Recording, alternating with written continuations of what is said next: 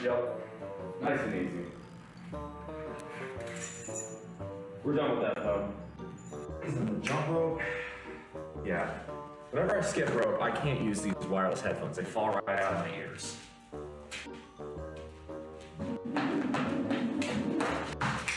So of course, it would be helpful if I could get the rope itself not to fall out of my hands.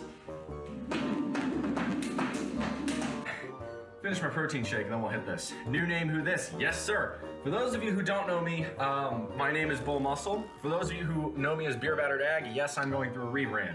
This seems like a pretty good time to talk about that, so let's go ahead and talk about it. I'm a diehard Aggie. The eyes of Texas are upon you. That is the song they sing so well. Sounds like hell! So goodbye to Texas University. We're gonna beat you all to chiggeroo-de-rim, rock tough, real stuff, Texas A&M. Goodbye. We get a little bit more all. So why can't I click all?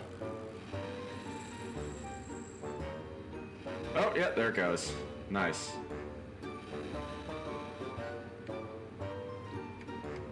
All right, let's do one more bronze bar.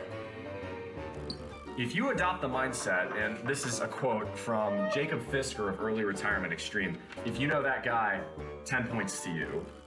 But it's a quote that I find unbelievably. Good morning, everybody. Welcome on in. It is January the 6th, 2024. We got a great stream for you tonight. Redeemed First USA wins gold. All right, well that's good. Always good. Today we got press day for you, so it should be pretty good. I'm gonna have me a little bit of shoulder work to do today. By a little bit, I mean a lot. Today is another on the third week of the second wave of press workouts. So that's gonna be sets of 8 for 5 sets apiece, and then 4 sets for each variation. So that's going to be 13 total sets for 8 reps per shoulder exercise, just for press exercise. So that's 13 by 8, which is, I believe, what, 104 total reps? That's a lot, and that's going to be mostly at 75% today. 6'2" over Sweden in the eye. Double IHF World Juniors, very nice. Hey, Mariah, good to see you. Welcome on in. All right. Let me get this started up. See here.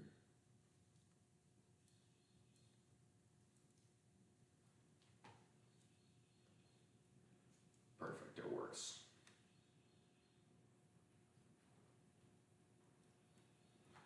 All right, so I'm going to start with a little bit of jump rope. Just trying to get my heart rate moving a little bit. It's not very cold in here, so I probably won't stay sweatshirted up for too long, but good way to start. So funny enough, the lighting overhead keeps changing. It was working for about 30 seconds, and then it just stopped working again, and I don't understand why. I'm not really going to figure it out right now, but it just baffles me, honestly. I don't understand what's going on with that ballast light. All right, not off to a great start. Again. Oh, yes.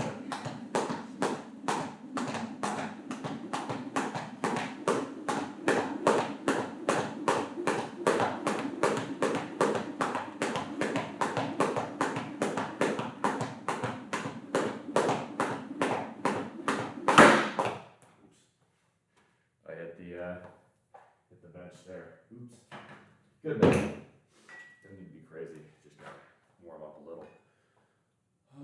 60 days remembered for all the wrong reasons. Meh. It was unbelievably stupid, but like, people are claiming that was you know, an attempted coup. I wouldn't quite go that far. I'd call it a unruly riot.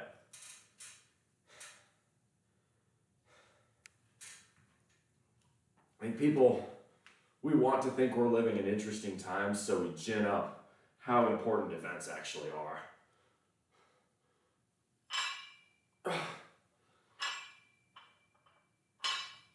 We've been through much, much worse in this country.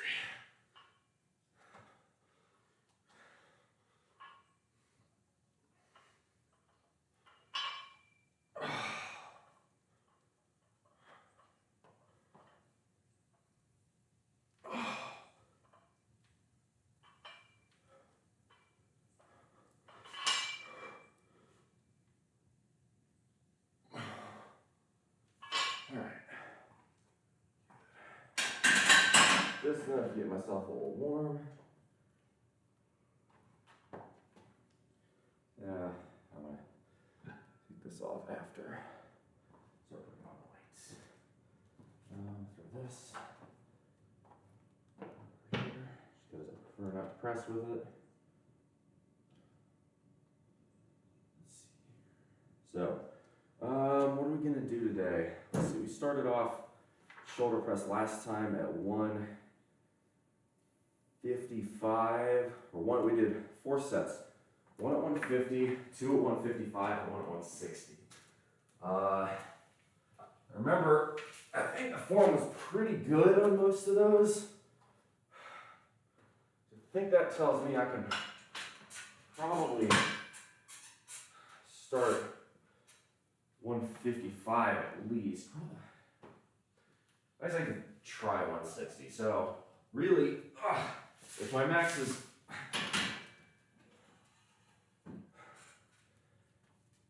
if my current max is 200, 75%, which is the top end, would be 150. I know I can do 150. That's not a problem. The question is, you know, how much beyond that do I want to push?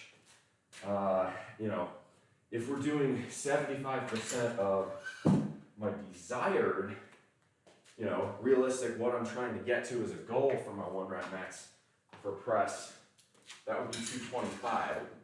75% of that, I believe, is 170? 168. So, part of me wants to get going on that. I think just because it's my first set, I'm going to start with 155, see how it feels, kind of make a determination based on how it goes.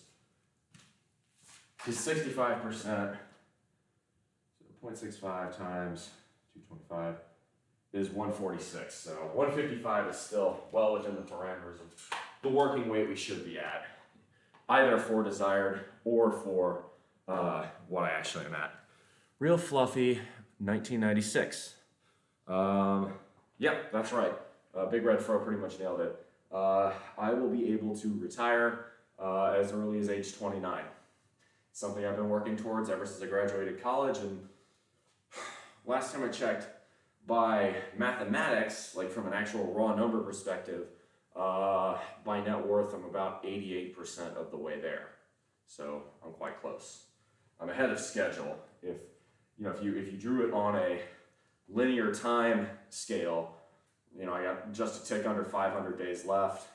I started with 2,500-ish days left based on when I started working after college. So that, you know, that's like 84 something percent, I think, last time I checked.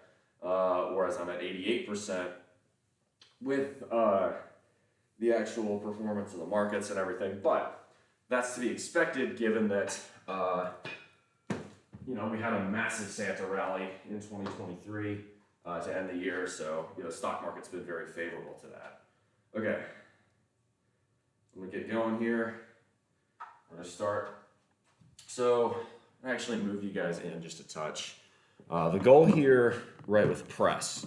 So, these should be fairly strict military press. So, what I'm trying not to do, I don't want to push press. We're not push pressing. What I want to do is keep everything below my hips pretty much entirely static.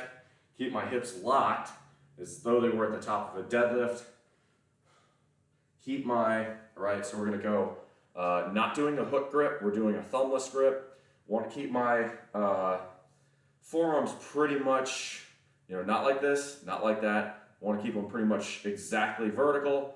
And then, what I want to do is sort of explode through the window. So finish almost behind my head, start really right above my collarbone. So hopefully that explains that. As far as the financial independence is concerned, I'm happy to answer questions about that if you're curious.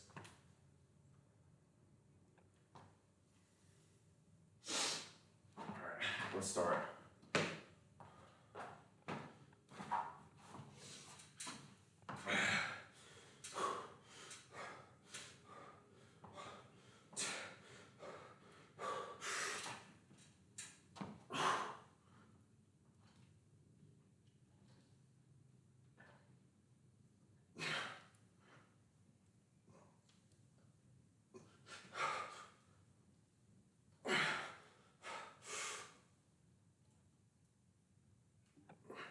Felt pretty good.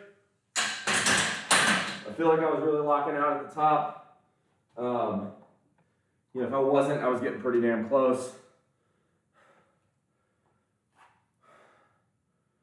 Didn't feel bad at all. So I think I'm gonna go up to 160. Just to start. Because we got 5, that was the first set.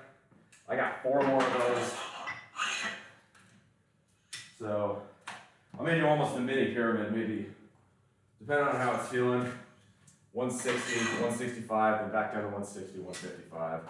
Press is sort of my weak point right now. I think of the big 4 that I'm doing as my base movement, between squat, bench, deadlift, and press. Obviously, press is always going to be the lowest number, but I think proportionally to my other lifts, it's also my weakest. So we're gonna go 5 by 8. And the first one was 155.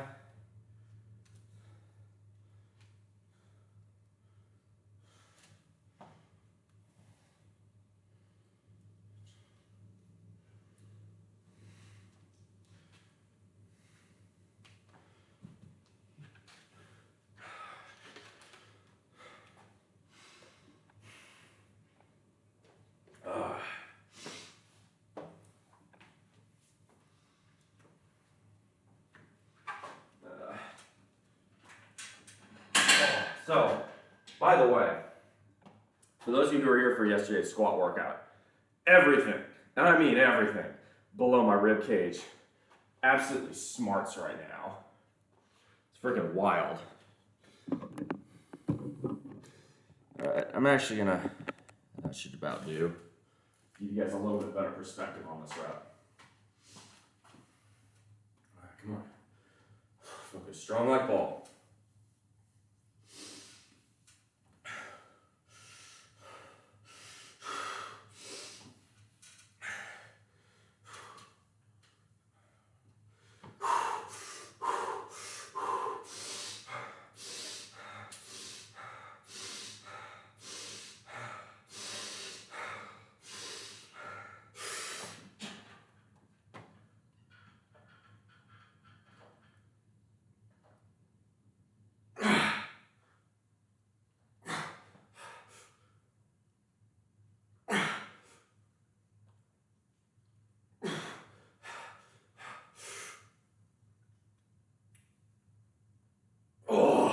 Okay, that was a lot tougher than I expected. I think I'm not going up to 165 today. I think 160 will do me just fine. That was hard.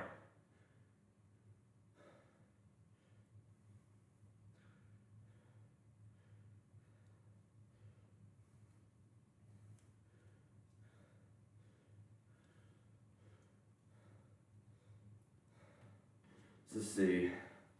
We did wide grip press and behind the neck at 140 last time. I don't think I'm going to go any heavier on those. I may in fact go down to 135. Let's see, then we did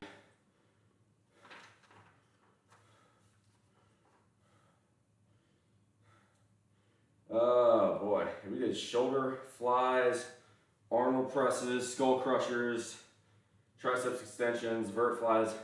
We might peel back on a little of that volume on the bodybuilding side.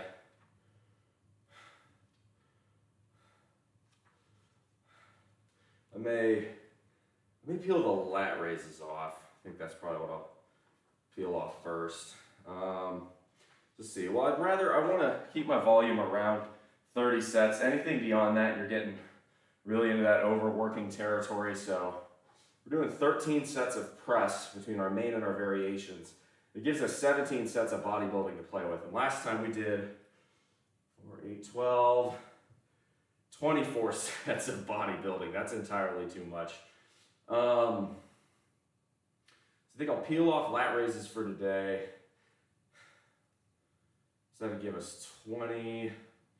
I'll probably peel off. I like the vert flies. I don't really hit traps on this program other than that, so I'm going to keep those in. I think I may peel a little off of Arnold press since I'm already doing wide grip and behind the neck. And I'll leave the triceps alone. My triceps are weak too. So that would give me, so we're doing, let's see, that's at 5, 9, 13. We do 5, so that's 5 by 12 on skull crushers and triceps extensions. That's 23. 5 sets on shoulder flies is 28.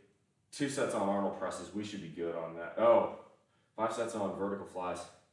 That'll be 33. Okay, we might nix Arnold presses as well today. I think I like that. Oh.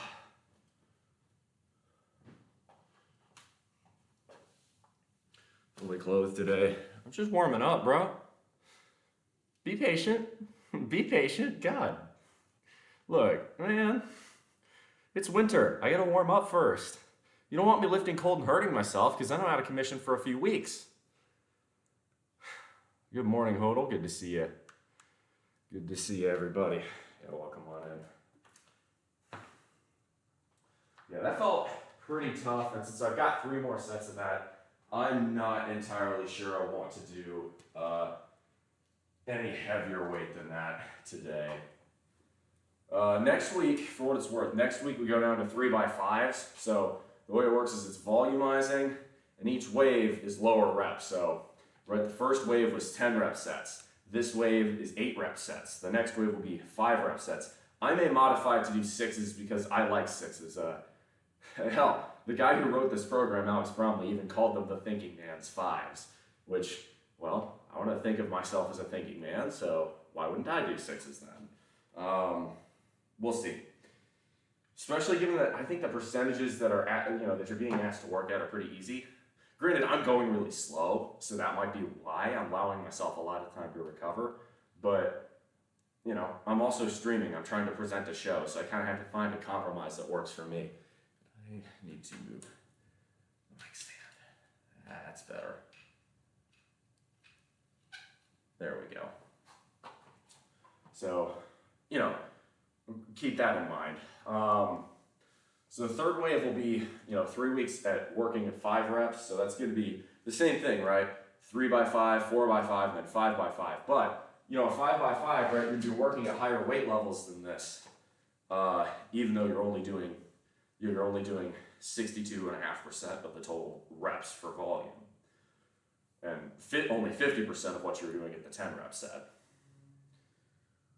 The idea is, you're working up to 5s, and then that's the first half of the program. The second half is you're intensifying, so that's going to be your peaking. You will be rolling lots of triples, lots of doubles, and maybe even some singles in there, and then we test our max at the end, which for me, I think I'm going to cut it from the full 18 weeks to 15, just because I want to be peaking and ending my bulk right around the end of February, early March, and to do that, I don't quite have enough weeks. I would really rather not go all the way to mid-March continuing on a bulk, just because I like the aesthetic of, having visible abs, and the more I bulk, the less abs I have, obviously.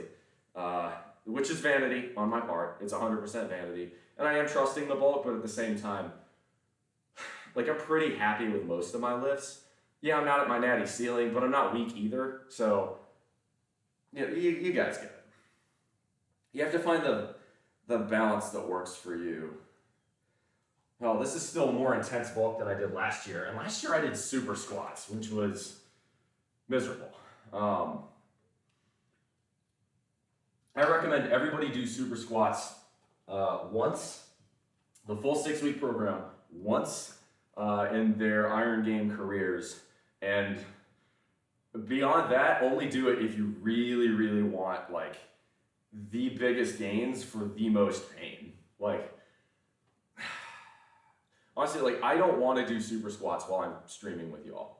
Like I have to be in the zone, and it's miserable. Like you feel like shit before, you feel amazing for all of 30 seconds after you finish the set until you realize, oh God, I gotta do that again with 5 more pounds in 2 days. And it's just hard. So like this is like a cake. This entire 70s powerlifter, for most powerlifters say this is a super high volume workout. For me, this is a fucking walk in the park compared to super squats. It's a lot more enjoyable, I'll say that much. Yeah, Big Game Mikey. Nope, Big Red Fro beat it to you. So you're the second big in chat today. All right, third set. There we go.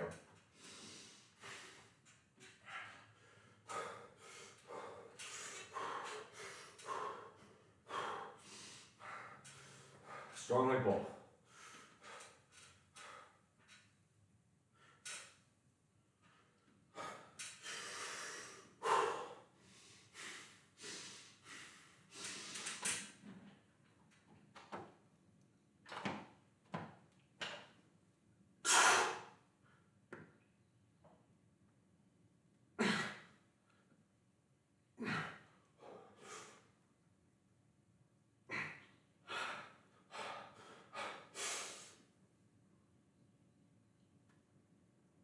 I think that was 8. Was that 7 or 8? If that was 7, please tell me. I think I did 8. I might have miscounted. Counting gets hard. That was easier than the second set. It was because I took more time to rest while I was talking to y'all. Have you got a lat pull down machine? I do at my site gym, and I use it while I'm, on my Monday or Tuesday and Wednesday workouts, which I don't stream, but I don't have one here. If I want to work lats here, I have to work with lat raises, or I got to do pull-ups. That's really the options I have. That's the other thing, right? So I've modified and tweaked Bromley's 70s powerlifter to fix a couple deficiencies I think he leaves in there. I'm not criticizing him. Bromley knows a lot more than I do, but there's nothing for calves. There's nothing for traps. And no, those are not as important muscles as, your big 4, but, he doesn't even list them in the bodybuilding exercises, and I don't want to go 18 weeks without lifting something for calves and traps. I think that's a hole in the workout that should have been patched. And then the second one is I'm tweaking his workout mildly to compensate for the equipment I have in the site gym, which is different from the equipment I have here. Here, I've got my squat rack. The site gym, I don't have a squat rack, but I do have a leg press, for instance. Just reviewed the tape, it was 8. Awesome, thank you. Yeah. If that's the case, that went up semi-easy. I'll be pissed at myself for the rest of the day if I don't at least try 165. Because that went up easier. I think if I give myself enough rest, I've got a set of 8 at 165. Right, I don't want to sit here for 15 minutes before doing my next set, but I think I do have this. I'd like to try 165 for 8. I feel like my form was pretty decent on that last one too. I felt like that, weirdly, the third set went up easier than the second set.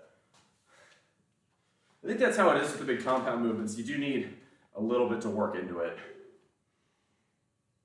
The one where I noticed that's not the case is bench. I feel like with press, a warm-up set at a nice kind of 60% weight is really useful. With squat, I definitely need warm-up sets, multiple if not just one. And deadlift, I refuse to deadlift heavy without warming up extensively first. Deadlift has a very high, okay, I wouldn't say high, sorry. Deadlift has a higher risk of injury than squat or bench, in my opinion. And as such, you need to treat the deadlift with the respect it commands. As long as you do that, you won't hurt yourself with the deadlift. You know, focus on proper form. Like when I'm even when I'm maxing on deadlift, right? If I'm maxing on deadlift and it doesn't come up easy, I don't do it, right? If I really have to struggle to get the deadlift up, it's just not worth the injury to my posterior chain, lower back, abs, glutes, hams, quads, to get that extra 5 to 10 pounds up. It's just not that important to me. You know, it'd be nice to have, obviously, but it's not worth risking, you know, an injury that sidelines me for 3 weeks. That's not worth it. To a lesser extent, I treat squat the same way. For instance, for those of you who were here when I did my squat test for max at the beginning of what I'm currently doing, this workout program, if you recall, I hit 415, came back up, right? I hit 420, felt my pelvis tilt up a bit too much, felt my back around just a tiny bit, said, nope, I'm done, let the weight sink, hit the stoppers, and bail. Not worth it, right?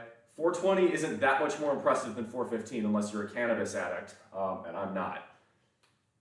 Not that there's anything wrong with that. Actually, there is. If you're smoking shit tons of weed, you're gonna hurt your lung capacity over time.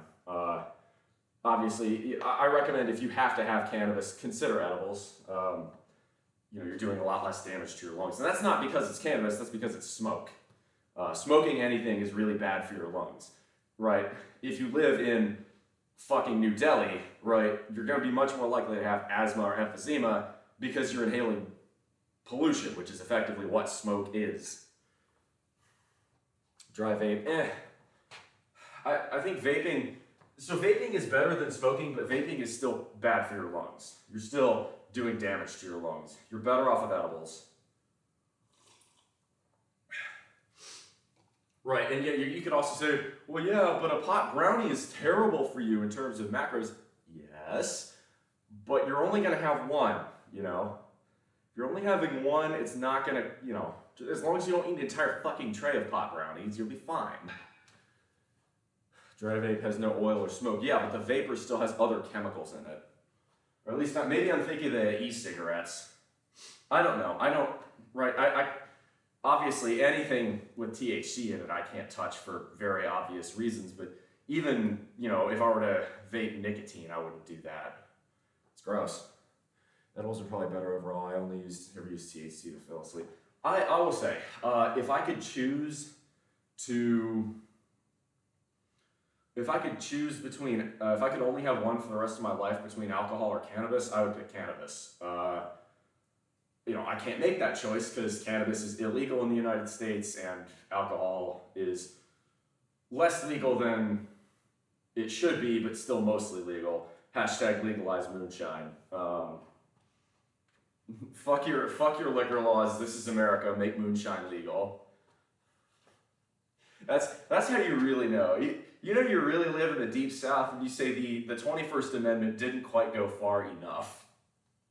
Which, by the way, single most, like people, a lot of, like I'll have a couple libertarians come out and be like, wait, you of all people like Franklin Roosevelt, but you're an ardent capitalist. I'm like, yeah, 21st Amendment, bitch, that trumps anything else FDR may or may not have done. Man legalized alcohol and brought back the 5th largest industry in America at the time. If you are a capitalist and you can't see how valuable that was to the economy, especially in 1933, I don't know what to tell you. All right, let's do this. 165.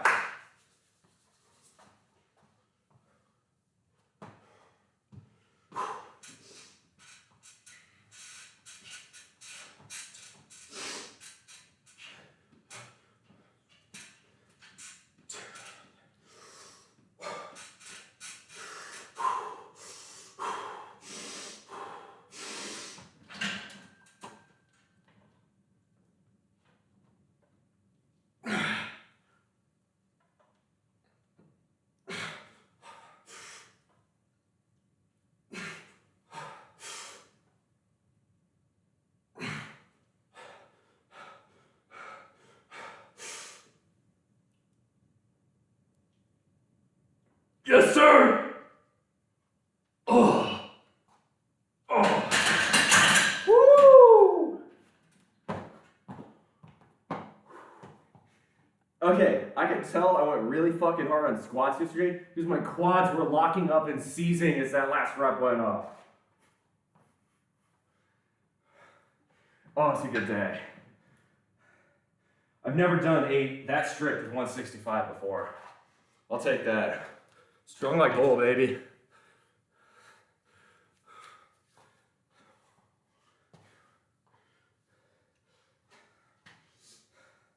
So it's weird. Usually kind of go with 70s, 80s rocker metal. Yesterday, I was going disco and it worked. Today, I'm going rap and it's working. Sometimes you gotta vary shit up. The same way that you want muscle confusion. Give yourself some variety in your music.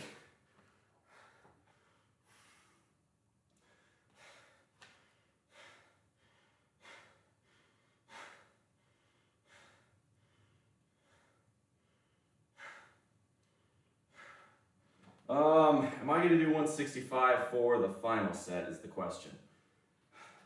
I mean, that was not easy. I was definitely grinding the shit out of that last rep. That was, I would like to say that was lightweight, but I could feel my quads locking up. I think I'm going to go back down to 155 for the last one. I'm pretty happy with that still, though. 2 at 160, 1 at 165, 2 at 155 is pretty decent. Especially since I'm doing 5x8, I'll take that. I'll take that. Hey, Bowser. Good to see you. I haven't seen you in a hot minute, man. How you been?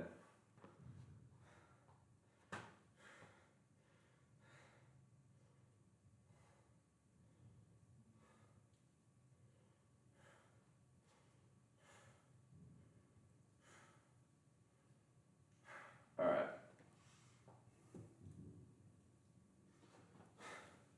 So we got one more set of shoulders, then we got to roll on, hit wide grip and behind the neck. Question is, which one should I do first? See, I'll be honest, I think wide grip almost hurts my neck, my wrists a little bit. So like once I've done wide grip, I don't really want to do any more. So I think I'm gonna do behind the neck first. I like behind the neck press actually. To be honest, behind the neck press feels even more stable than conventional shoulder press. Not as strong, because you got to start behind your neck, so you're working a different section of your deltoids, but more stable. Like I feel like, because right, if you fail, you can rest it on your traps for a little bit like you would at the top of a squat, recatch your breath, and then ram that sucker back up with your shoulders. Whereas you can't do that, right, on your front side, right? You're holding it like this. The best thing you can do is just, inflate your rib cage, get as much oxygen in your system, ram that sucker back up. But you can rest it a little bit easier on behind the neck press.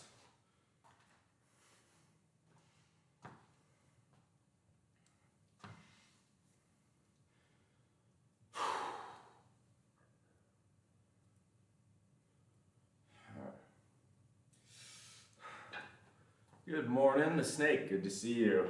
The Snake, I noticed you've become a regular on my channel. I love it, man. I love having people who, only been here for a few weeks. They start showing up and they're regularly talking to my channel. Love it, love it, love it. So thank you for coming out and hanging out with us again. So this is our 5th set of shoulders. This is, again, the last set on our primary movement.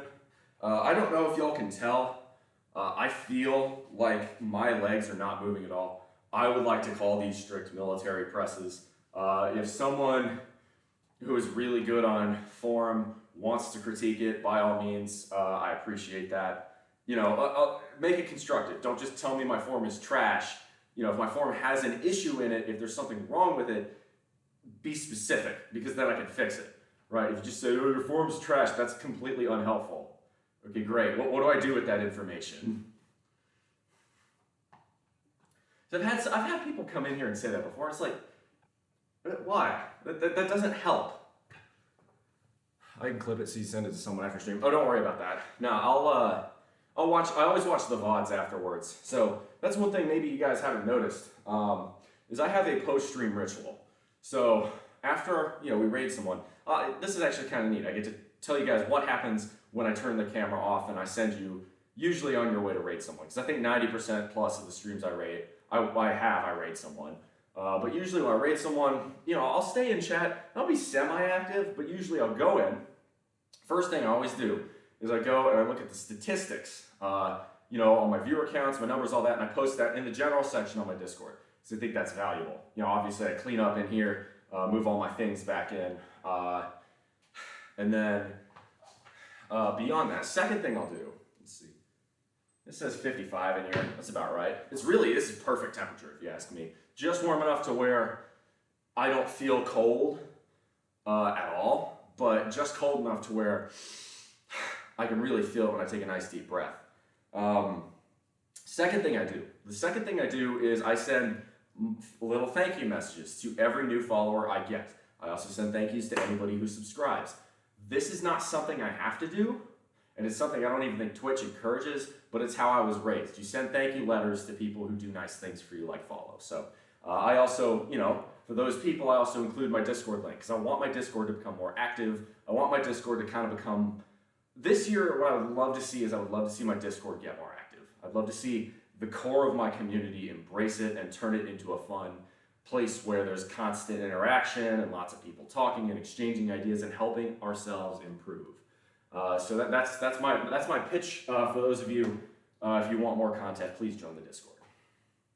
The third thing I do is I go to the content section, I watch the VOD, and I'll take notes a lot of the time on, okay, so for instance, yesterday, you'll see it in the fitness channel if you scroll up. It said first set, angle, I didn't think I was going deep enough. On a couple, I noticed, especially towards the final set, the reps of the set, I noticed a bit of valgus, particularly in my left knee, where my left knee was buckling in a little bit. That's not good, but it's not something that's happening on every rep. It's happening only on the last one or two, if that. And then depth. What's interesting is I learned something yesterday. So it did not feel right. I know how my squats feel. The last rep, when I hit it, or the last set when I hit it felt the best, even though the clip doesn't look all that much different. I think my depth was slightly better on the last set and on the set where I had the fourth set where I went 330 and I had you guys over here. So what that tells me is I was getting more comfortable with the weight as the sets progressed. So it's just interesting things you'll learn by watching yourself on the VOD. And I'm going to do the same thing today.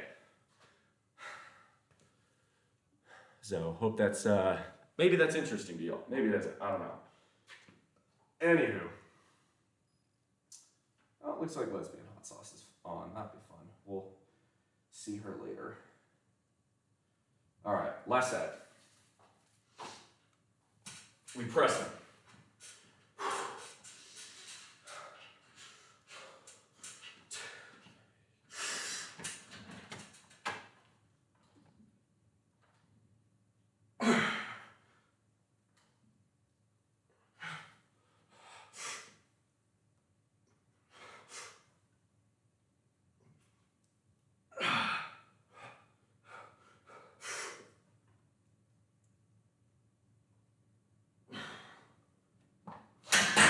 I should have kept 165 on, that was easy. Oh well.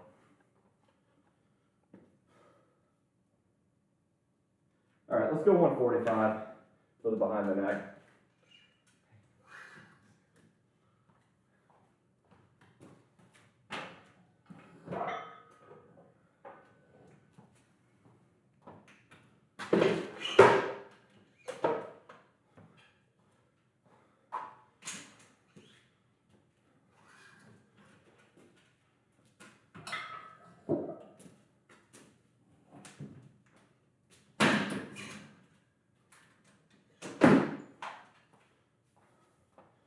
If there's anything I need to add to that. The other thing I do is I take notes. So, if I notice something when I'm looking at the VODs, I'll take notes to look at that for the following workout. Now, I didn't see anything from the last VOD to where I wrote it down. So I felt like that was pretty good. Is the stream choppy? That might be on your end there, Monkey. I got 0 drop frames on my end, so I think we're doing pretty good on the production side. Active and inactive briefly. Sends me the DM, welcome me back. Exactly! No, and the ones who refollow after a long time being away, I see that, I always say welcome back. Yeah, Monkey, I think that one's on you.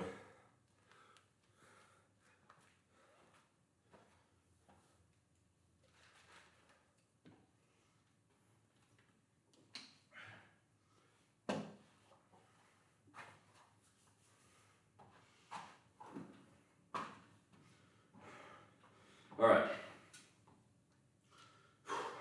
So this is 145. I did 140 last time for behind the neck. We're gonna see how this feels.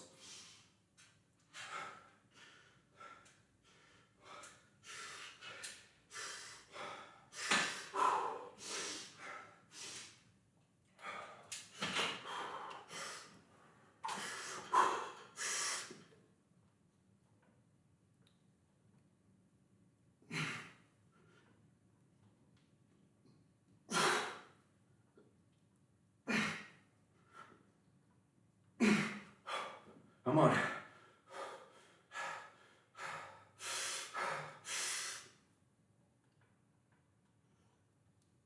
Yes, sir. All right, that's pretty good. Let's stick with that. That felt pretty solid.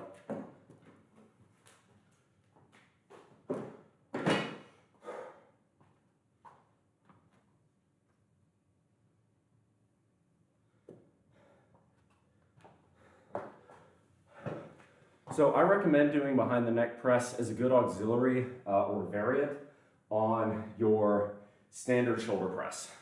Why? Okay? So if I show you guys my shoulders, right? I come here, you can see sort of how you got, let's see, if I put it on this side, right? You got this inside bulge, this little chunk that almost looks like it's missing. That's where the bone is. And then this outside bulge. Right, your deltoids and the tops of your triceps have different heads on them at the shoulder joint. So when you press, you're primarily working the front delts, that's right here. When you go behind the neck, you're forcing your rear delts to put in more work, and it makes your delts look a lot more even. So if you're one of these guys where you got really good front delts, but your rear delts aren't popping quite as much, try behind the neck press, and it may it may improve that. The way you can tell, because obviously it's hard to see your rear delts from a first person perspective. The way you can tell is weight. If you find that your behind the neck press is like, you can only behind the neck press for like less than 75% of the weight of your standard shoulder press, it means you've got a deficiency in your rear delts and you need to work behind the neck press to kind of train that muscle up. You'll find too that if you do behind the neck press regularly, it'll help your conventional shoulder press. By the way, for those of you who are wondering what the difference between a shoulder press and a military press is, because I wondered that for a long time. Overhead press is a catch-all term. Really, I use press. Press, overhead press, shoulder press all mean the same thing. Military press really military press is still an overhead press. However, when people say military press, that usually implies a very strict form. In other words, you are keeping your legs, if not completely locked, very much immobile. You are just using your shoulders and you are using nothing else. Push press is where you bend your knees slightly to give yourself a little help getting it past your face and then lock out. There is a use to push press. Is push press more important than a standard overhead press? I would say no. But is it a useless exercise? No. In fact, push press is really useful. If you want to get a better max press, right? A push press is extremely useful in getting you more accustomed, getting you more comfortable with the weight that you're going to be working at, right? So let's say my max on shoulder press is 200. which is about right. That's about what it is. And I want to max 225. If I start push pressing at 225, does that mean I'm going to be able to shoulder press 225? Probably not. But does it mean that as I build my shoulder muscle doing shoulder press workouts at 160, 170, 180, and 190, that I'm used to what 225 feels like in my hands in this position? Yes. And that helps your brain. People don't understand how much of the iron game is up here. A lot of people say, oh, just be a meathead, go in and lift weights. Okay, if you're genetically gifted, sure. But getting the brain right will really help. The mind-muscle connection is underrated. Arnold Schwarzenegger talks a lot about this. You really, when you're lifting, you want to focus on that squeeze at the top and on the eccentrics, especially on the bodybuilding stuff. For your peak form, you want to be explosive, right? That's kind of important. Or for your, not peak, sorry, for your main workouts. You want to be explosive. There's time and there's value in time under tension and eccentrics and holds and all that stuff. But sometimes just fucking move the weight, right? But you get the idea. So they took our jobs. Isn't it bad to lock your legs? Doesn't that put you at the risk of fainting? It does. The military does not care about this. I personally, so I will say, if you're doing a max shoulder press, right, like I would say be very, very careful, locking out your legs and all that jazz when you're doing your max on press. You just gotta be, you gotta be smart about it. That's really what it boils down to. All right. We've got more work to do, so let's get a little bit more going here.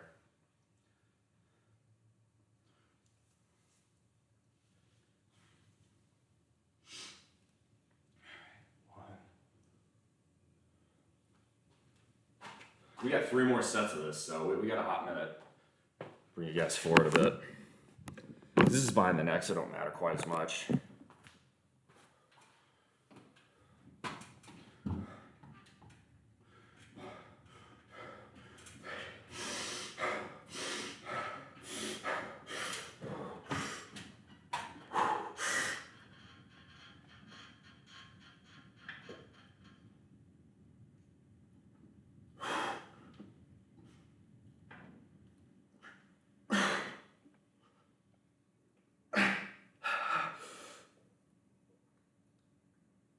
Get up there. Not bad. 2 down, 2 to go. Not bad. We got 2 more sets of that.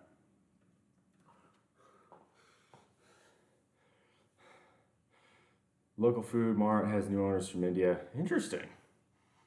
Well, maybe that means you get better curry options. Here's hoping. I wish I had there are some good Indian markets, but I have to go all the way through downtown Augusta to get to them. That's just kind of a pain in the ass, so I don't normally do it. I should, because they have really nice rice, really good curry selection, excellent spices, but it's just kind of a pain in the ass to get over there. It's one of the things I like less about living out in the sticks. I love Indian food. I love Thai food. I love Vietnamese food. All those foods really from Southern or Eastern Asia or the Middle East are extremely flavorful. Very spice laden, and I like that. But I have limited access to that here.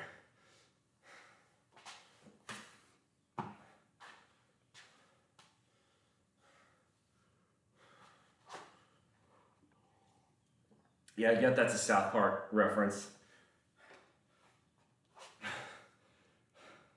I will say, and this is of no fault to any Indian people, but I can't take Indian people speaking in an English language. And I will certainly admit, they can speak far better English than I can speak Hindi or Gujarati or any of the other 22, I think, official languages of the subcontinent.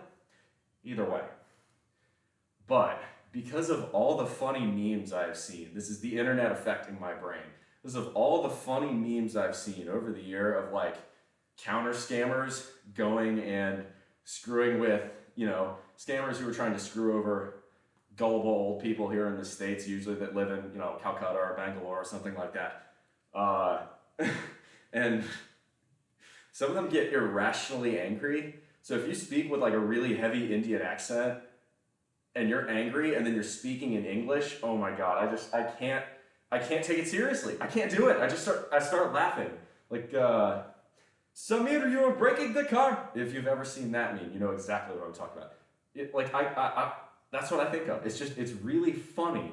And I can't not do it. Like, I'm sure if one of these Indian dudes started getting real mad at me in my face and started speaking in Hindi, I'd be a lot more actually scared than if they were doing it in English. It's too funny. I can't help myself. I'm sorry. I feel like that makes me a bad person, but holy shit, it's so funny.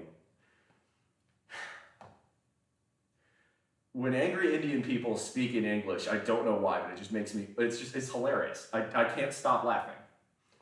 Maybe that makes me a bad person. Maybe that means I've been affected by too many internet memes, but God above, it is hilarious. Hell welcomes you with open gates.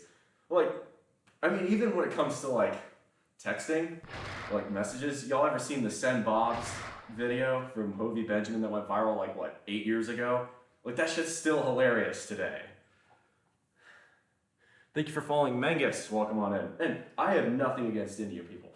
Y'all chill. Y'all are one of the most dynamic economies of the entire world, and India's the biggest democracy in the entire world. But at the same time, oh my God, you guys are so fucking funny when you get angry and you talk in English. It's so fucking funny. I can't help myself. Yours are the Simpsons with the poo. Dude, they canceled Apu, and what was funny is most Indian people were like, what the fuck? Apu is like, think about all the positive things Apu is. The hardest worker in Springfield by a country mile, cares about his family, a loving father of 8. He was scared as hell when he got his octuplets, but like he made it work. Like you think about how positively Apu is portrayed in that show, considering that most people in The Simpsons are portrayed as idiots. And it's like, this is the one like good person is the one you're deciding to cancel? What the hell? Yes, is it a stereotype that Apu works at the convenience store? Sure, but that stereotype exists for a reason. It's the same thing as, the paddy wagon back in the 1800s. When Irish people came to the big cities, predominantly in the Northeast, they often became the cops. That's just what happened. There's a reason they called it the paddy wagon back then. Just as an example. Or why, insert Italian joke about New Jersey here. All I gotta do is this and say gabagool and you know exactly what I'm talking about. Stereotype jokes they can be funny. It's just, people are just too fucking uptight these days. Like, look at my ass, right? I have pros and I have cons, right? I can drink more milk than any person of color can. Come the fuck at me, get on my level, skill issue. However, if I go out and do anything outside in the summer here, I'm going to look like a piece of rare beef afterwards, whereas someone with a darker skin tone is going to be just fine. That's a drawback for being fucking pasty like I am. There's nothing wrong with that, but pretending those differences don't exist is silly. Anyone needs to cancel his Maggie, that freeloading baby shot Mr. Burns. I actually really hate The Simpsons because I'm a nuclear engineer. Nuclear workers do not like Matt Groening. That's all I'm gonna say about that. I've done that rant before this. Let's do another set.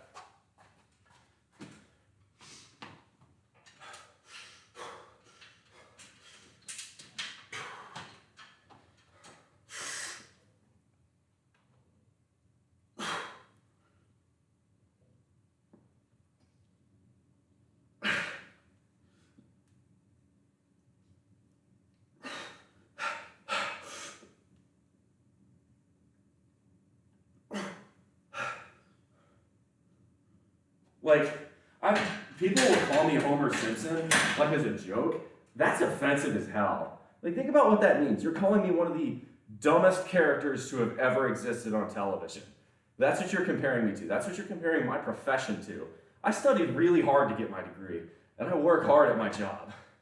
I treat it with professionalism because If you don't know what you're doing, working with radioactive material is indeed dangerous. Just ask the fucking Soviets.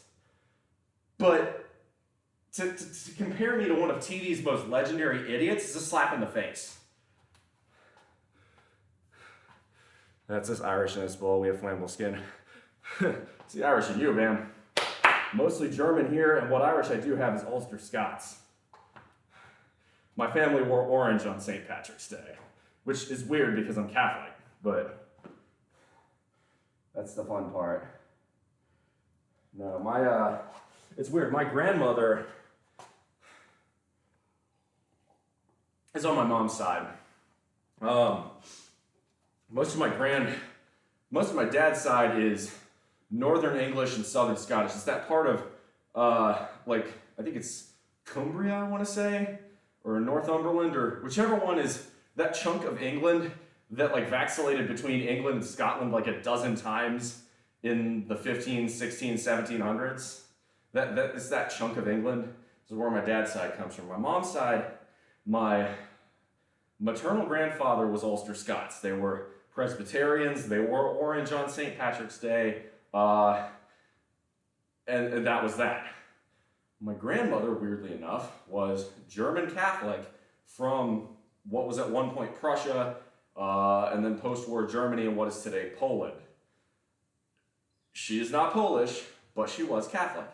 And she's very strong about her faith. Her faith is what kept her going through one of the darkest periods in mankind's history, in one of the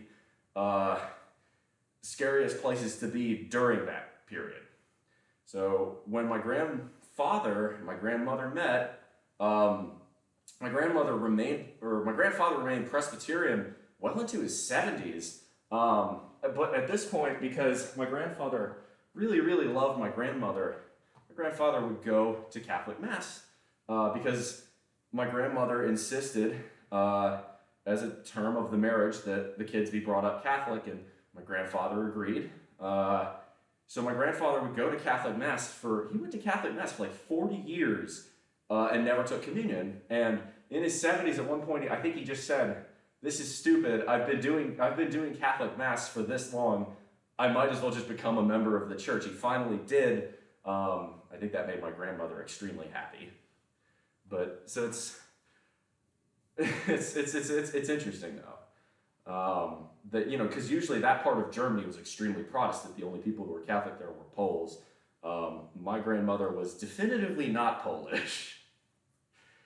My grandmother came over. Now, she never taught my mother or any of their generation German because she felt, this is a melting pot. I came to the best country on earth.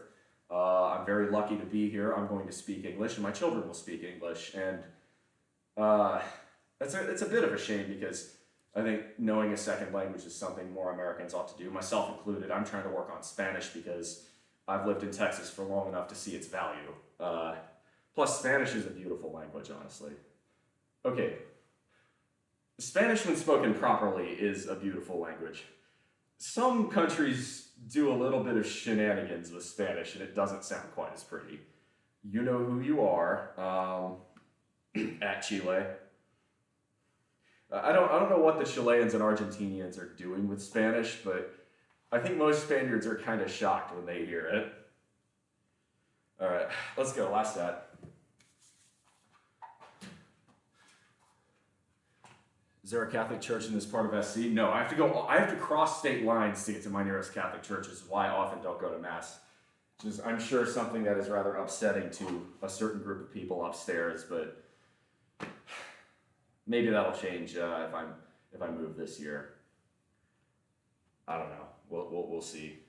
And the thing is, the church in Augusta is absolutely gorgeous, but it's just, especially because I like streaming Sunday mornings with y'all, I don't feel like driving 30 minutes to go to church and then drive. I would spend as much time in Mass in my car to get to Mass. And honestly, that's on me.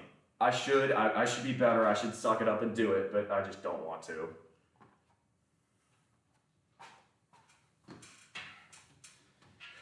No, but my town is 1,800 people, 8 churches, and none of them are Catholic. They're all Protestant, and I think 7 of them are Baptist, and 1 is the Black Church. Yes, black churches are still very much a thing in this part of the country. You know, they're obviously not officially segregated, but, you know, you're not just going to make black churches disappear because segregation isn't a thing. Like, that's a cultural tradition, you know?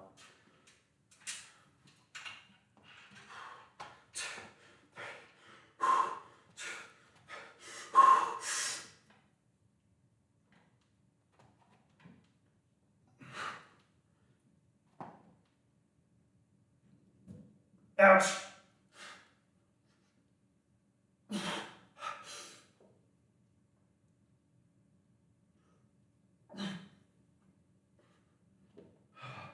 Ah. Ah. Ooh.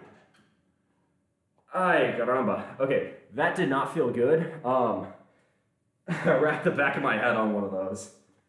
Ouchie. That's the only issue with behind the neck press. That will happen. Just hope it doesn't happen too hard. It does not feel good. All right, I think I'm gonna go with 135 for one here. That felt good. That was like an RPE, probably 7 or 8. Which is about that sweet spot where, you know, on each set I probably got 2 or 3 more reps in me. It felt good, but not unbearable. Like it felt, sorry, hard, but not unbearable, I should say.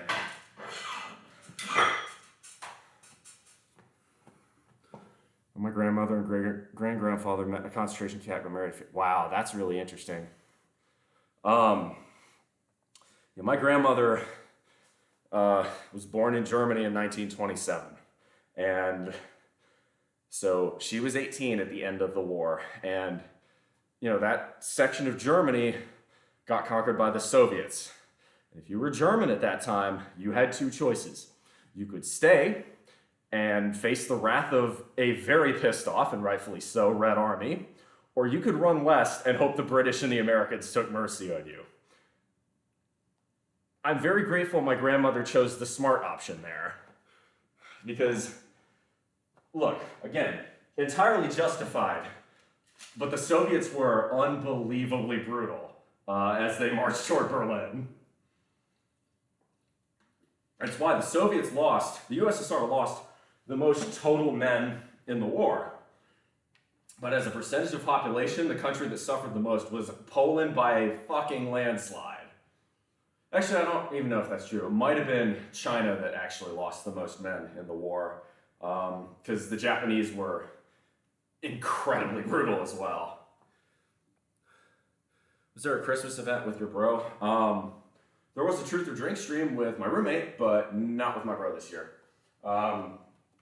In November, we went to Puerto Rico to celebrate my mom's birthday. We took her out, we paid for everything, and it was fucking baller. If you want to check that out, you can see that on my bro's channel. Highly recommend giving him a subscribe. Y'all, please go subscribe to his stuff on YouTube. It's way better in terms of production content than me. If you want to see me attempt a front flip and land flat on my back from like 10 feet up, that's the channel you want to subscribe to. I really want to see my brother. I want to see my brother's content take off in terms of viewership count, because he deserves the views and he's not getting them. So, Papa met my grandmother when she was a switchboard operator at ATT since he was good looking and wanted to see her again. Hey, sometimes that's all it takes. I guess that makes sense why you live in Kentucky now. You got roots there. My maternal grandmother's side, my maternal grandfather's side were Scottish, Ulster Scots. They were Scots-Irish is the term, but I think it was in the late 1800s where they moved to the United States and they settled in Pennsylvania. And they were, you know, my mom and her, they all grew up in Valley Forge in the 60s and the 70s as it became a national park, which is kind of neat. If you live in the Northeast, go to Valley Forge. It's just a wonderful place. It's very, very pretty. at any season. Is it cold in the winter? Yeah. And is that valuable? Oh yeah, because you'll get a better appreciation for what George Washington and his men suffered through in 1776 and 1777.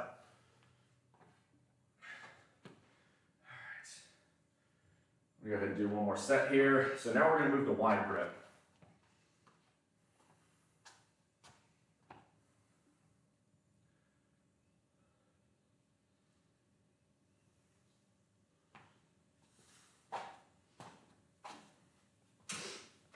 All right.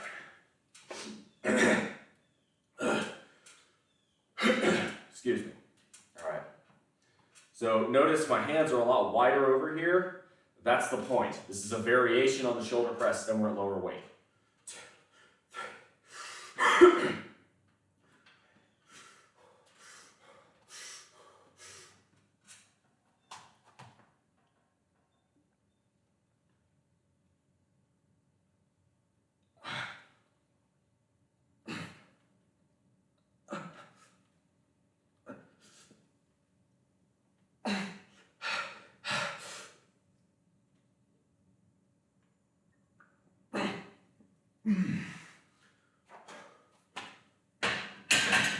Now, are you supposed to lower the final rep on your back?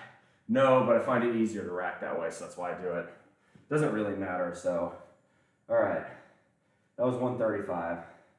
Excuse me for just 1 second.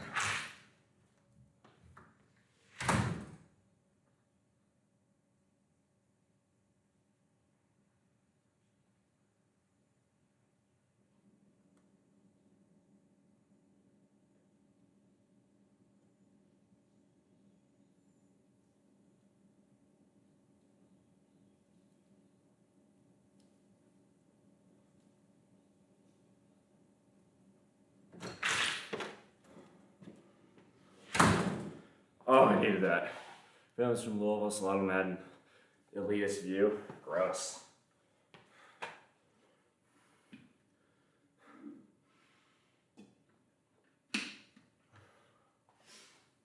All right.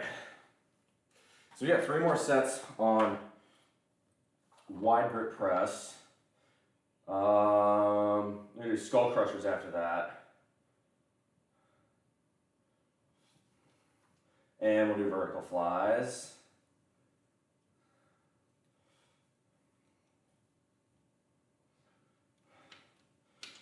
Vertical flies are what I call upright rows. It's just how I feel about them.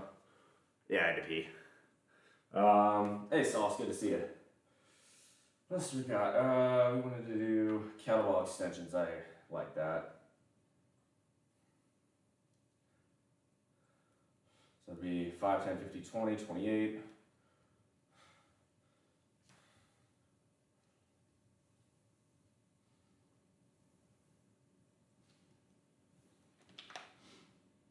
I like it. Okay. I see the plan. We have 3 more sets of shoulders, then we're gonna move to the bodybuilding stuff. Another pop-on met my grandma. She worked there in Harrodsburg. Problem was the family was not keen on our dating. It was a comment of their eyes. Elitism is dumb. What's nice is my activity filter seems to be working today, so we're I can see that. It's kind of cool. Okay, so I feel like I got the right angle here.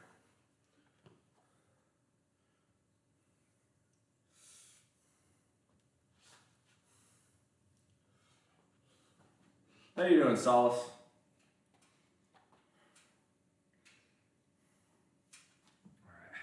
See a nice set.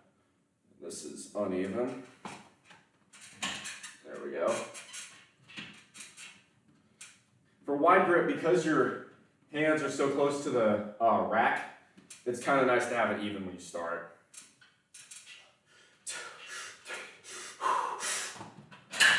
Shit. I had the grip placement wrong there. Try that again.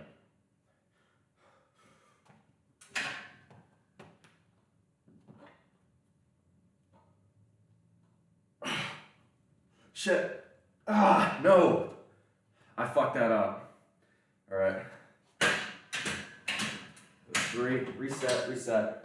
Finish the set.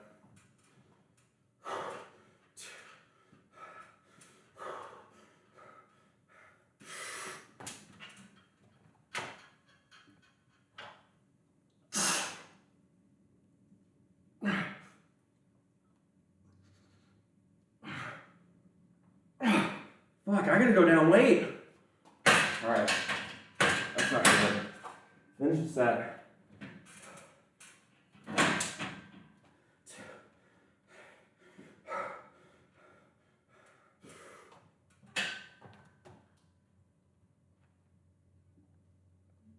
I was not comfortable at all there. Didn't set up properly, didn't focus properly.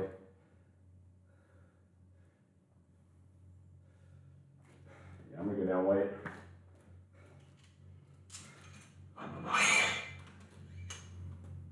That's alright. It would make sense of starting to burn out. That was my 11th set of shoulder press today. I suppose that makes sense.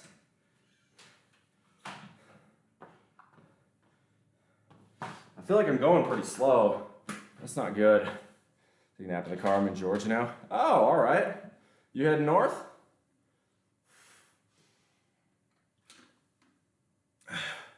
One more state, you'll be in my neck of the woods. All right, so I have 2 sets of that left. So that was not good. That was fucked up from the start. After I missed on the first takeoff, my wrist curled the wrong way. I should have reset. 11 sets in a little over an hour. Yeah, that's really slow. I should be a lot faster than that. Granted, these are my heavier sets. You know, we start hitting our bodybuilding work, the pace picks up a lot more.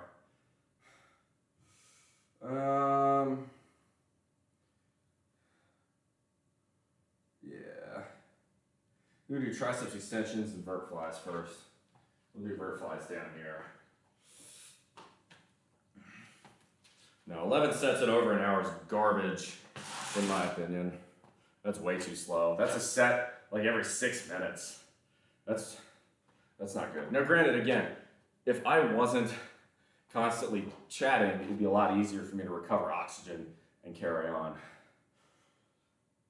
So I'll shut up and get a little more oxygen in me.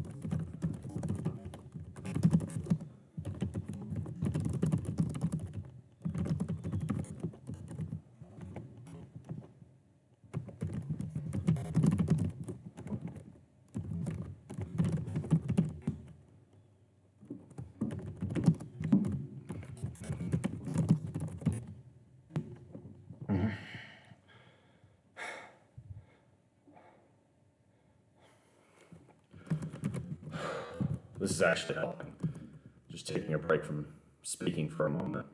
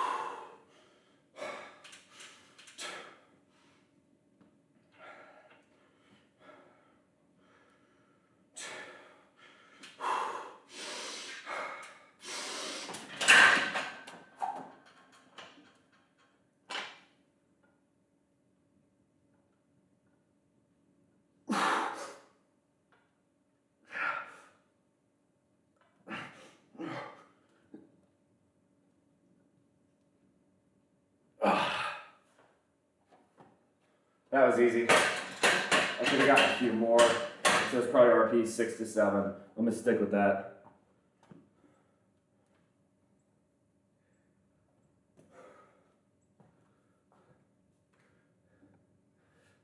Hell yeah.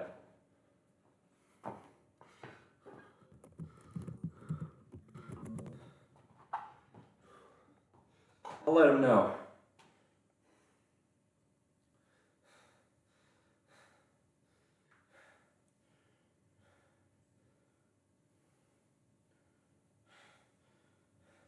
So I was talking to him last night. He was saying he's kind of demotivated by how few views the most recent videos have been getting. So that means a lot. I'm gonna let him know.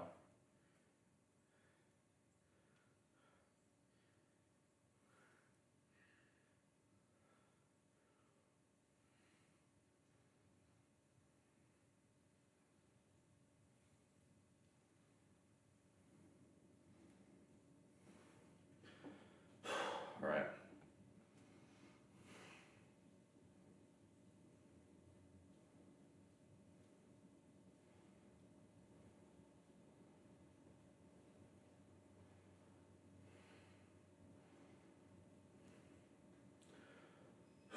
All right.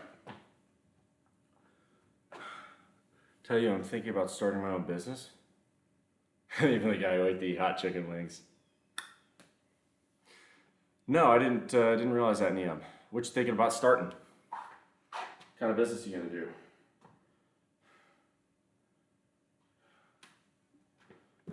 All right. We got one more set. We'll remove the auxiliary stuff. So we'll hit upright rows here. That'll work actually, real easy. I like that. Oh, pigeon forge is great. You're gonna love it. So my own rail line to compete with the airlines here. Surpass Europe. Yeah, good luck. The regulatory and tax environment is against you here. I mean, I hope you succeed. I think Brightline's a fantastic thing. I'd like to see more of it. No, you got it right. Pigeon forges. That's it. You'll be around Dolly World.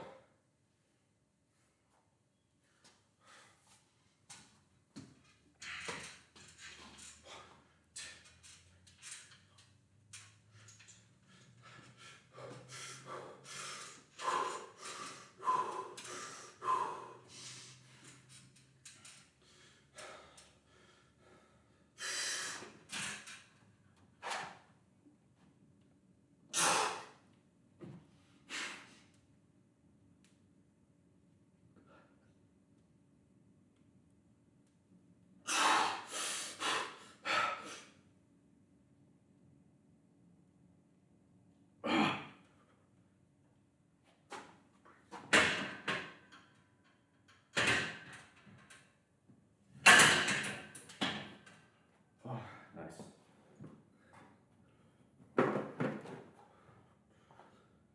We're gonna move you back, a bit down. There we go.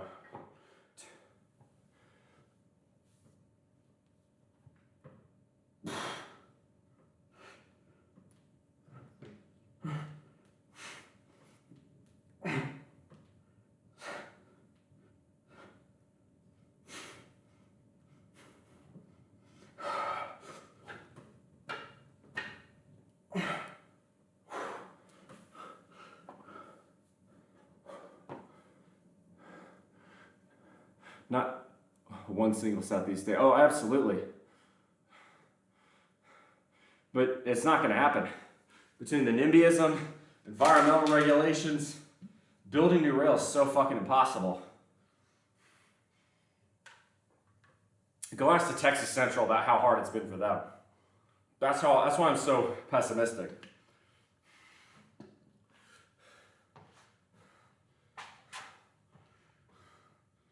All right.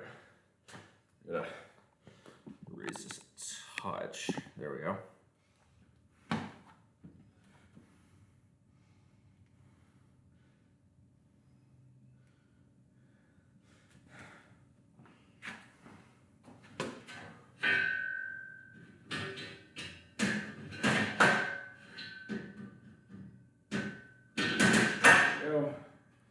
actually gonna intentionally fail, quote unquote, on a squat rack, or on a squat here, just to get the weight down, as a way to kind of stretch out all the muscles I worked yesterday.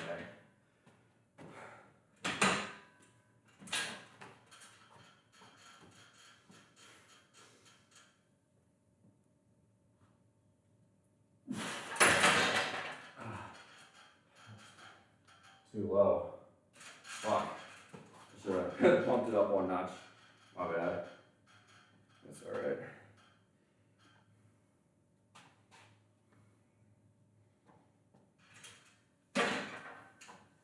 That's good.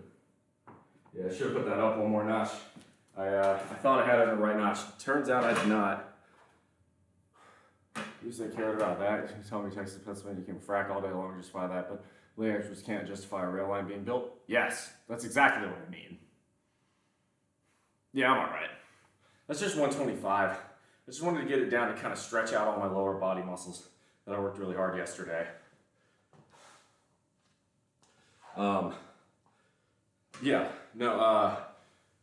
Nia, go look at the environmental reviews that have made California high-speed rail so expensive, for instance. And then NIMBYism, this is not in my backyard. Look at all the Texas farmers that are unwilling to sell land to the Texas Central to actually build the high-speed rail from Dallas to Houston. Legal experts must be incompetent and fire them and hire new ones. Well, they're lawyers. Incompetence is their trade. The entire purpose of a law degree is to turn common sense into an impenetrable fog of what I would like to call word sausages. I take an extremely dim view on lawyers because I'm an engineer, and lawyers and engineers are natural enemies. Engineers create things. Lawyers are in the business of stopping things from being created through legal bullshit, mostly. Ooh, all right, little Aerosmith. No more, no more. I like it.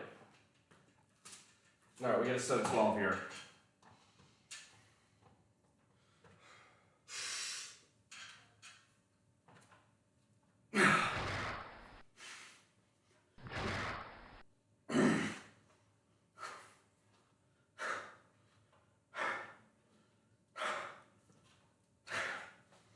Come on.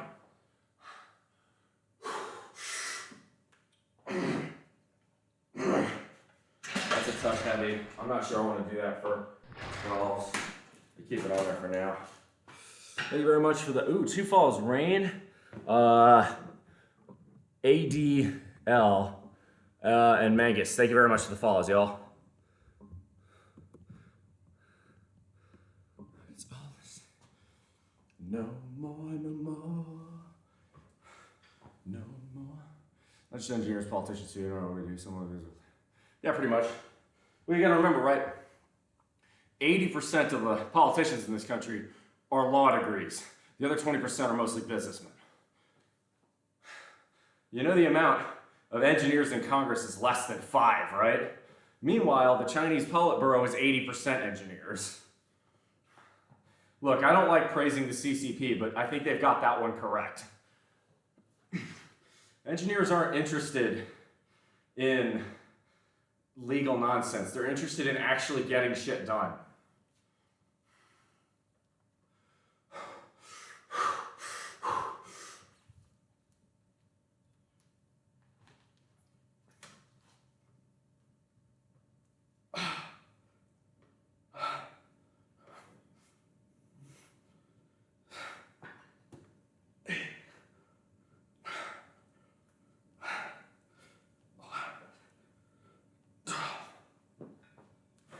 And that's the thing. All these legal arguments are really just trying to, they're hostage taking. It's most of the time, it's just waiting to get paid off. It's not adding value. That's extortion. Baklava, how much do I bicep curl on dumbbells? Depends on what kind of curl. Typically, depending on how many reps I'm going for, between 40 and 50 pounds, which is 18 and 22 kilos.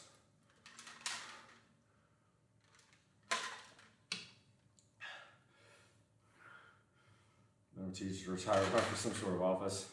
Well, you know what they say, those who can't do, teach. Those who can't teach, teach Jim. No, I'm kidding. I mean, I'd be all right with, really, we just need more diversity in politics. And what I mean by diversity is not racial or ethnic diversity, I mean career diversity. Less lawyers, less businessmen, more literally anybody else. Halfway there, I got my bicep game. Yeah, no, Big Red Fro's got it right. Most legal arguments against doing projects are extortions. They're ransom notes.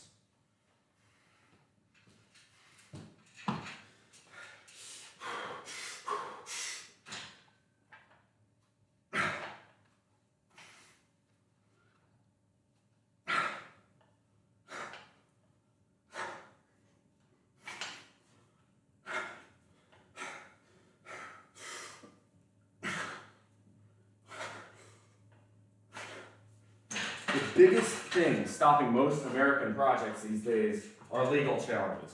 Most legal challenges fall into environmental review camps, or they fall into permitting and licensing camps. Almost all that's controlled by lawyers.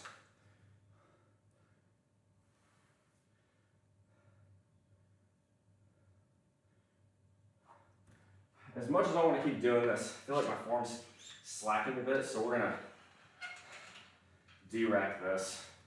We go down weight.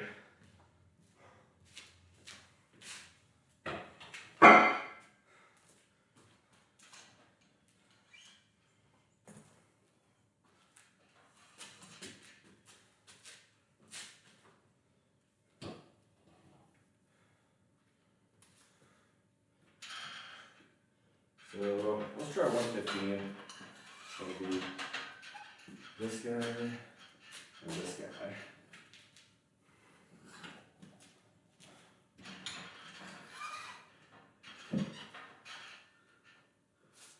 Not really feeling Megadeth today. Molly Hatchet, that'll work.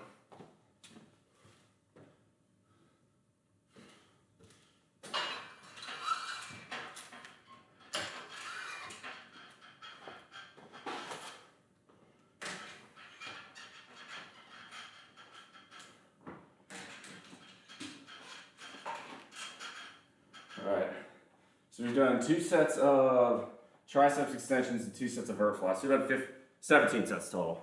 Former congressman during the first week he said you got elected actually got allowed to repair the light fixture that went out. Exactly, he didn't wait for someone to do it because it was their job. Just fucking fix the problem. Really, Trump and Marjorie Taylor Greene. Trump is a businessman. Businessman does not mean diversity. We have enough businessmen. The two classes that rule American politics are a majority lawyers, and then the next biggest by a landslide is businessmen.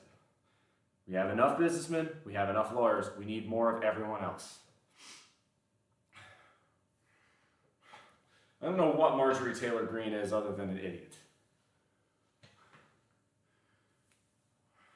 Oh, don't advocate for the working class, for God's sake. You can, but like, that's not what I'm talking about. I'm not, no ideological rules apply here. You can be, you know, you can be for, you can have your interests lie with the wealthy, as for instance most conservatives do, but I'm just saying don't come at it from a law or business bent only. He's an electrician and that's what he knows exactly.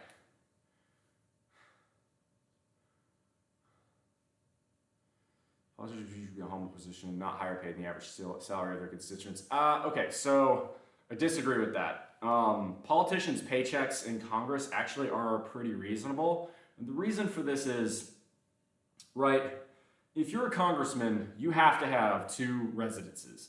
A residence in your home district, otherwise, well, you can't be elected from there, and a residence presumably in Washington, D.C., because you're going to be spending a lot of your time there making laws. That is inherently a very expensive proposition because the cost of living in D.C. is very high. So if you're a congressman, I actually don't mind congressmen getting paid fairly well. In fact, that's something... Now, if we want to talk about cutting congressional benefits, let's talk about health care. That one I'm a much bigger fan In particular, if the government ever shuts down, congressional health care benefits should be the first thing to go away. Same thing with the debt limit. The first thing to get cut, if we hit the debt limit, congressional health care benefits. Right off the top. Make congressmen, you have to give them an incentive to do their jobs. Incentives are not hard to figure out. Congressmen, congresswomen work the exact same way as all of us. Congress is only as good as the people who elect it.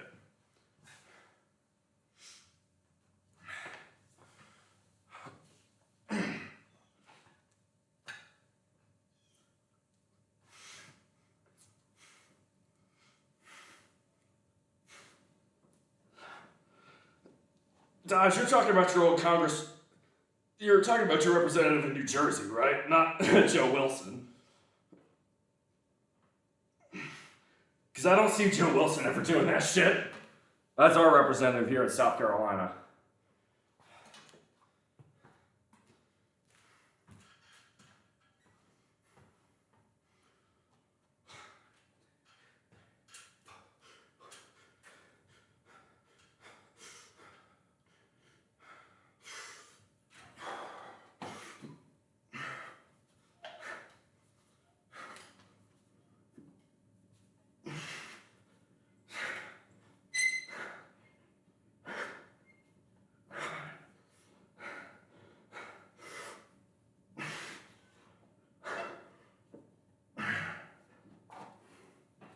That's 12. Good.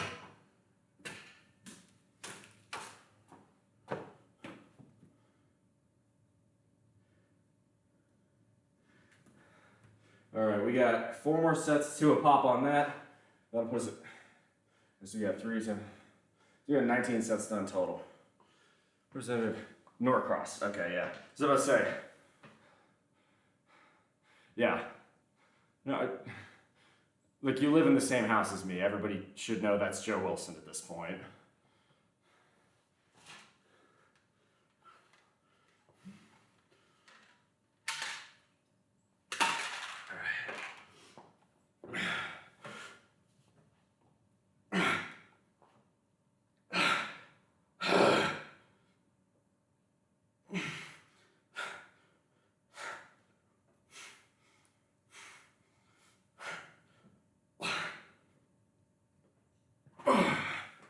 Not bad.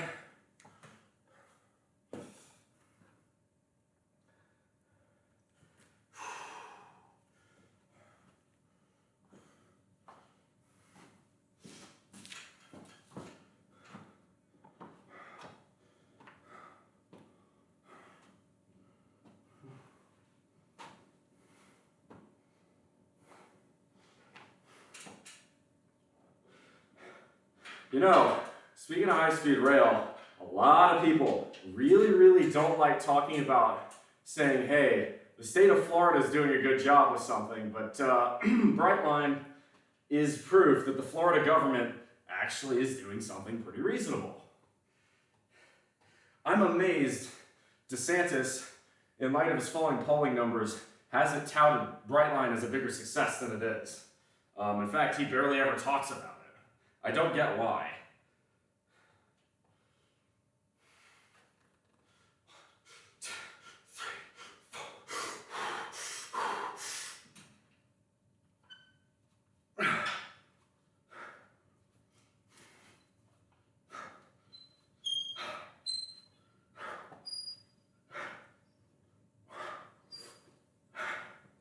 Come on.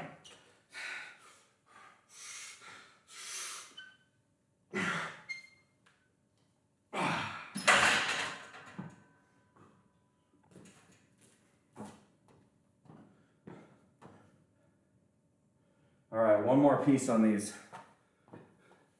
Oh, SC Town, the guy spent the most money on campaigning to get his name out there, wound up losing by a landslide. Yeah, local government does change the whole pay-to-play thing.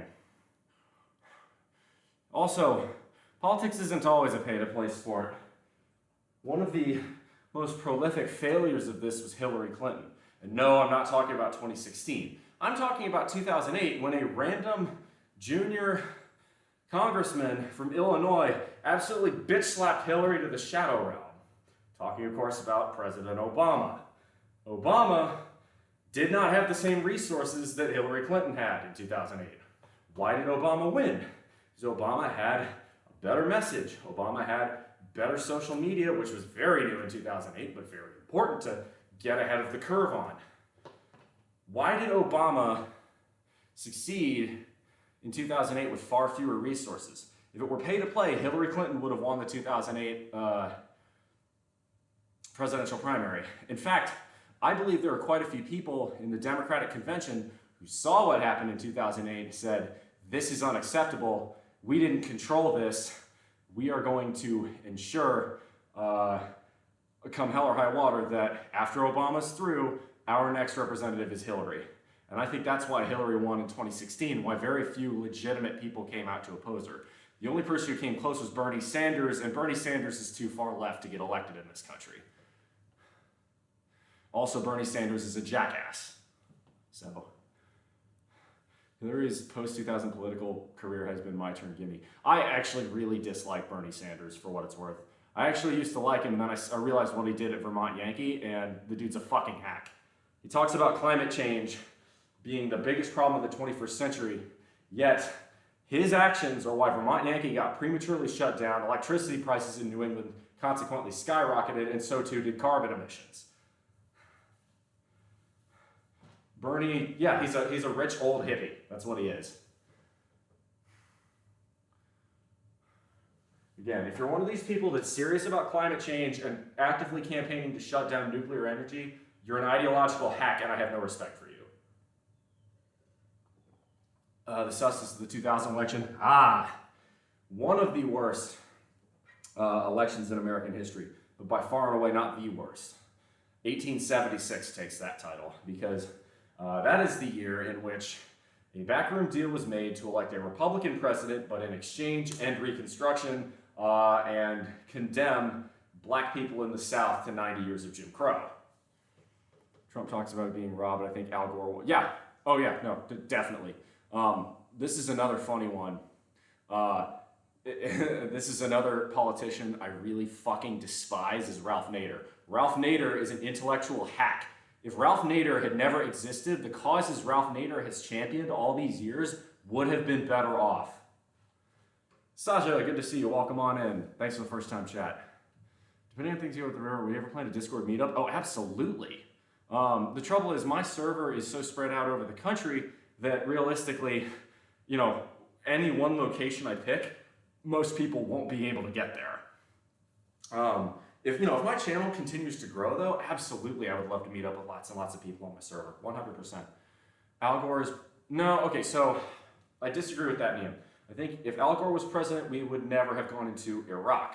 We still would have gone into Afghanistan, because I still think if Al Gore is elected president, 9/11 does happen. If 9/11 does happen, the American people demanded a response, and a response, hell, the world demanded a response from that. And where was Osama bin Laden and most of Al-Qaeda operating out at the time? It was Afghanistan. It was also, the one people don't like to talk about, Pakistan. Had I been in charge, this is just my opinion, had I been in charge at the turn of the millennium and I had been elected in 2000, I would have made Pakistan squeal so fucking badly that they either give up Osama bin Laden, or we're cutting all ties with them and drastically increasing our ties with India. You do that, all of a sudden, I would, basically the way I would do it is, because the American foreign power was so strong in the year 2000 that we could have effectively told Pakistan, you can either give up Osama bin Laden right now, or we will end the Pakistani state. Because that's where Osama bin Laden was hiding. Really, we knew Osama bin Laden was hiding in Pakistan for 10 years. But because Pakistan is an ally with the loosest possible terms, we couldn't do shit. Oregon was that very reason. Originally met up in Tampa, then Skepos. Cool. Benjamin Fernando, thank you very much for the follow. Welcome to the bullpen. As founder Al Gore probably would have more of our civil liberties. I agree. Would have never gotten the Patriot Act. I agree. Would have had a much more coherent response to climate change. I agree. I think Al Gore would have been a far better choice in 2000. I also think Al Gore would not have been reelected. I think much in the same way that you could draw a parallel between Ronald Reagan and Bill Clinton, you would have seen a parallel between Al Gore and George H.W. Bush. And I think in 2004, you would have probably seen a John McCain presidency, or Mitt Romney, or some other politician that in our timeline did not win from the Republican side. That's my opinion. I think Al Gore would have been elected in 2000. He would have been a pretty decent president through that timeline. We would have had a much better response to climate change, and we would have seen a Republican get elected in 2004. As to catching Bin Laden in Afghanistan, yep, Tora Bora, 2001. So things would go right and wrong. The war would have been over in weeks instead of the 20 years we got. Well, again, the reason the Afghanistan war also dragged on so long is that we split our resources in two different places because we invaded Iraq. The invasion of Iraq is the single biggest foreign policy blunder the United States had since, you could argue, pretty much ever, actually. I would argue Iraq was an even bigger blunder than Vietnam, although, frankly, we should have chosen Ho Chi Minh's side over the French in 1954 because imperialism sucks. Ho Chi Minh was based in, Ho Chi Minh, for what it's worth, fucked with Thomas Jefferson, was like actively writing Congress in the 1940s saying, hey, I love the American independence movement. I want to see Vietnam become an independent country. So honestly, I think we picked the wrong side in Vietnam, basically. We picked French imperialism, which was stupid, and we shouldn't have done that.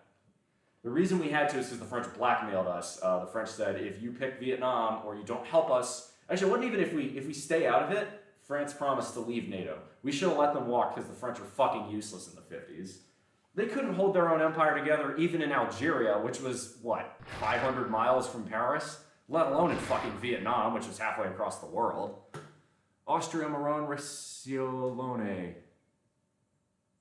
I wonder if that means you're from South Tyrol, because that sounds like an Italian name. Welcome on in. How are you? Oh, all right, last set. I agree, though. I wish we had had a Gore presidency. The second Bush was an unmitigated disaster.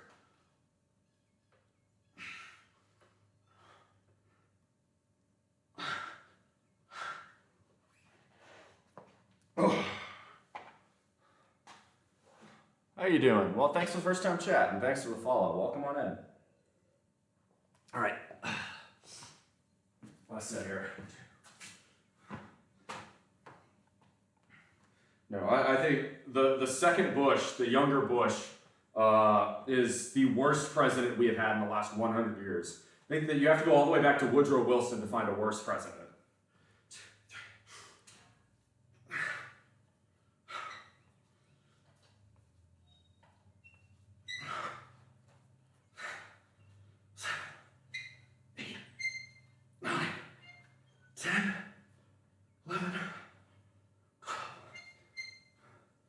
I think the worst presidents of the United States, I think very clearly Millard Fillmore, Franklin Pierce, and James Buchanan have to take the bottom three spots. Beyond that, Rutherford Hayes, Woodrow Wilson, and George W. Bush. I think that is the shit tier right there. Andrew Johnson probably make that list too. Johnson gets a bit of an unfair reputation.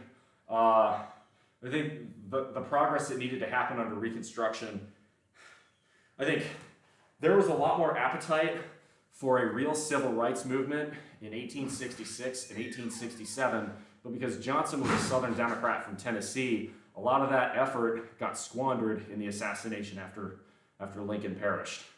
I think we had an opportunity to improve drastically on civil rights much more quickly in the 1860s, and we squandered it. Do you have any son?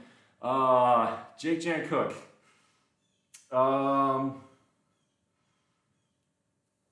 Don't get screwed by guys with, fucking construction cone cocks? I don't know. That's a strange question. I feel like that's a shitpost of a question. But that was our last set on that, so we're gonna move to Skull Crushers now. What's up, Dodge? I'm gonna head out. You're gonna head out? All right. Go ahead. I'll be back.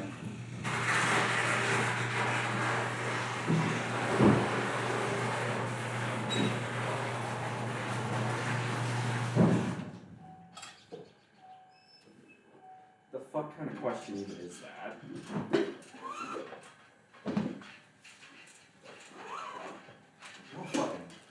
Look, I get that a good chunk of my audience are just thirsty gay guys, but like at the same time, that's a very strange thing to come into my chat and say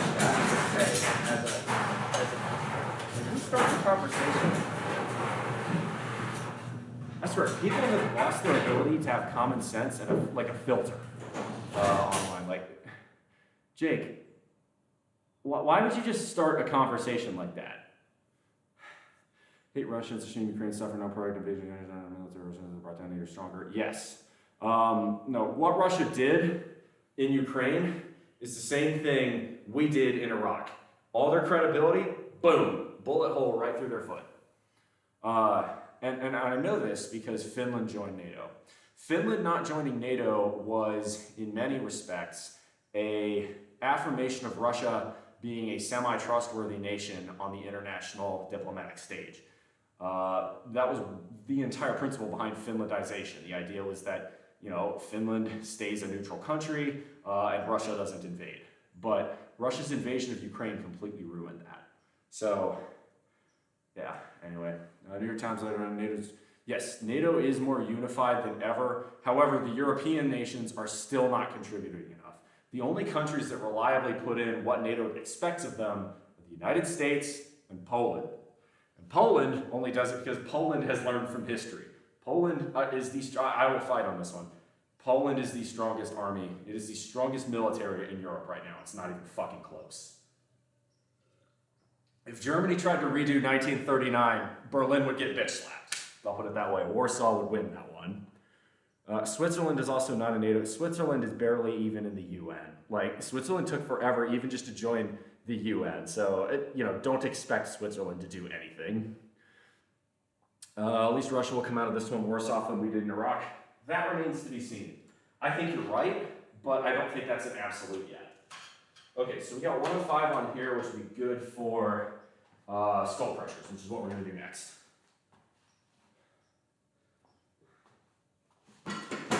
This needs to come up.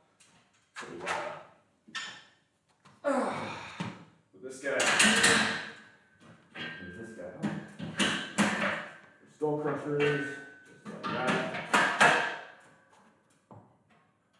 There we go.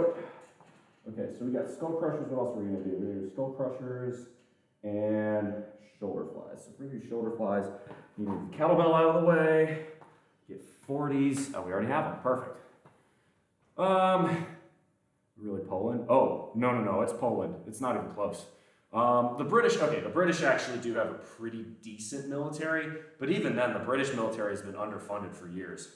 After Poland got away from more or less Soviet domination in 1991, the Polish state and the Polish people have repeatedly voted increases in defense spending because they're fucking tired of dealing with their neighbors running over them, and I don't blame the Poles for this. There's a reason go look in terms of weapon systems, in terms of tanks, in terms of anti-aircraft missiles, in terms of aircraft. Hell, the Poles have even made overtures of trying to buy the F-22 from the United States, which of course, due to congressional law, they can't.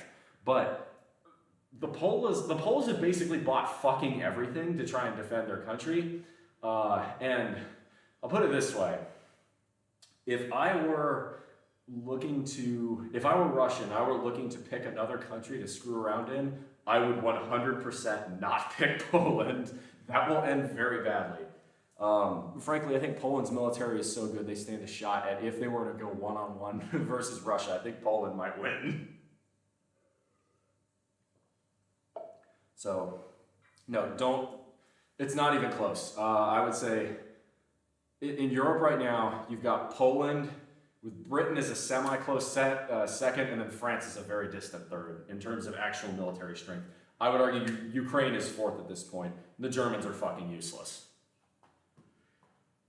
The German military is about as strong as the German energy policy, entirely dependent on its neighbors and a sham of what it should be. I have some pretty harsh words for the way the Germans have run their country in the last 20 years. You shut down all your nuclear plants prematurely so you could burn more lignite coal. You fucking idiots. Oh, all right, let's go, Skull Crushers. That'll work.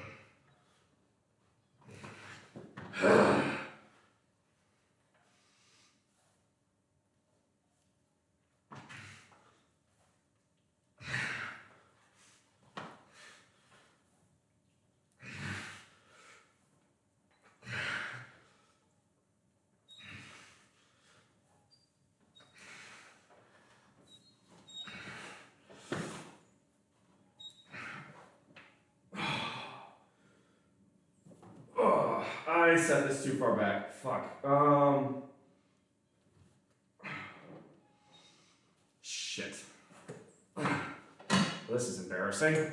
Alright, that was stupid of me. This needs to be further up. My bad. Not my brightest moment. Wasn't Germany barred from having a large military force after World War II? Yes, that is true. That has no longer applied since 1991. Germany, ever since they joined NATO, has been subject to the same, the same defense spending requirements that any other nation in NATO is required to have. The difference is, year after year, the Germans fail to meet those defense spending requirements. It's like clockwork. So, the German government only pays lip service to the idea of actually being a relevant partner in defense spending. And historically, I get why the Germans don't want to militarize. But let's be realistic here. Germany's military policy might as well be fucking Denmark's. It's, let's rely on our neighbors to do all the heavy lifting for us, not spend the money on defense spending and put more money into our peacetime economy. Which is why the German economy is running, with the exception of their electricity sector, pretty reasonably. Nobody's going to invade Switzerland because Switzerland has way too much control over the global financial sector. Invading Switzerland, even the Nazis weren't stupid enough to try that. You gotta remember, right? Hitler's grand vision was, a giant German ethno-state, right? Well, the Swiss are largely German. They're not entirely German, but large chunks of Switzerland are ethnically, German in the same way that Austria's are. The Germans were smart enough not to invade Switzerland during World War II. Why is that? The answer is money. I think it was until, it might not have been 1991 on the exact date. I don't know what the date is, but really until Germany joined NATO, yeah, Germany was largely barred from having much in the way of a big military. Yeah, same thing with Japan. Japan's military, it's the same thing. We have let the Germans and the Japanese coast on American largesse because of what happened in World War II. World War II was 80 years ago. Now Germany and Japan are advanced democratic states with good respect for rule of law and civil rights. In fact, you could argue better respect for rule of law and civil rights here than we even have in the United States. So at this point, yeah, they can take care of themselves. I've had enough, and this is the one thing where I really hardcore agree with Donald Trump on. I'm so fucking tired of the United States just being the defense guarantor for all these fucking entitled, spoiled European countries that don't even have the common sense to thank us for doing so. And I promise you, every European country that says, well, we don't want America to be our world police, we don't want America to come and do our defense budget, if they saw what they would have to contribute as a share of their own economy towards national defense if we weren't doing it, oh, every single European would instantly have a much greater appreciation for the old red, white, and blue. Again, the United States, we may not be a perfect actor, but your choices are us, the Russians, or the Chinese. Yeah, we look a lot better, don't we? Realistically, in terms of military powers. Now I will say, I would love to see the EU become way more self-reliant in terms of defense policy. The only country who takes that seriously in the EU right now is Poland. Reminder, Britain is not in the EU. Even the French military could use some beefing up, frankly. Seriously, that's just my opinion. The Nordics certainly don't take it seriously. Germany doesn't take it seriously. Spain, Italy, none of them take it seriously. The only EU country that takes it all that seriously is Poland. All right, that's pretty good.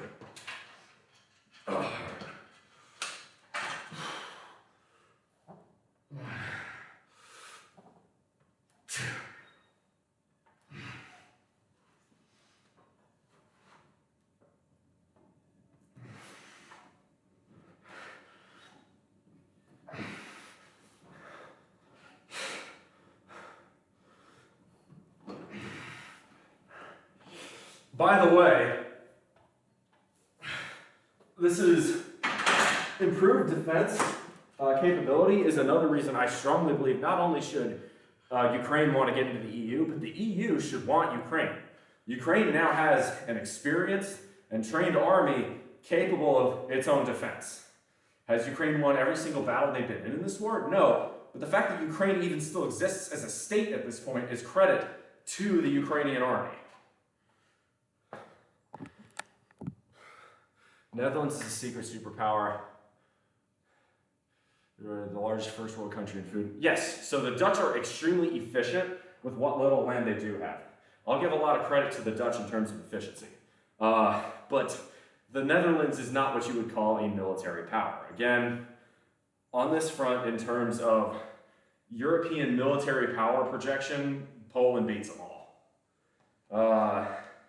The Dutch are largely an afterthought. Now, the Dutch have put up a little bit more in terms of defense to help the Ukrainian cause than, say, the Germans have. And yeah, you know what? I'm fucking hard on the Germans because they have the best economy in terms of what they can contribute. They just refuse to fucking do it because they're pussies, frankly. That's the biggest answer. The Germans have become pussies. I mean, hell, I'll put it this way. When the Germans shut down a lot of their nuclear plants over the last 10 or so years after the Fukushima accident, even though, I might add, a magnitude 9 earthquake can't fucking happen in Germany. Literally, there is no seismic plate with which to create a magnitude 9 earthquake. When the Germans did that, they replaced almost all of that electricity, not by wind, solar, and unicorn farts, but with lignite coal and Russian gas. Look how that turned out. Thanos there, we've given over $75 billion to Ukraine since the war started. Frankly, I would really like to see a negotiation to end the war, but I do think a large chunk of that has been money well spent because the Russians have been revealed to be a paper tiger. They're only just figuring out how fucking far behind they are, and moreover, it sent a very clear signal to China not to fuck around in Taiwan. It's why, if you've noticed, between that and the Chinese housing sector having major problems, Xi Jinping has taken a much warmer tack towards the United States in terms of diplomacy recently. Instead of being a lot more aggressive, the Chinese have been a bit more conciliatory recently. So that's a good thing. The USA should copy German law. Oh God, no. I agree. Hate speech laws are a bad idea. Look, freedom of speech is absolute. Speech is speech, action is action.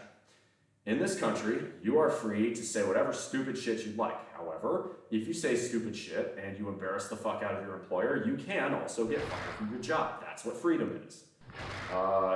It's freedom of speech does not mean freedom of consequences, but freedom of speech does mean freedom of speech. You are allowed to say what you want to say, and that's it. There is no compromise there. Freedom of speech means freedom of speech. No matter how rotten what it is you're saying is. Look, for instance, a couple months ago, there was a neo-Nazi rally in, I think it was Madison, Wisconsin. And everybody in the city was fucking disgusted, as they should be, by it. But they assembled peacefully, they did not cause a riot, and they have the right to say all this disgusting, heinous shit that they say. Now, I look at something like that, and frankly, it's mockery at this point. It's ridicule. The people who were in that are hateful clowns, is what I would call them. But they have the right in this country to say that, disgusting though it may be. It's reprehensible.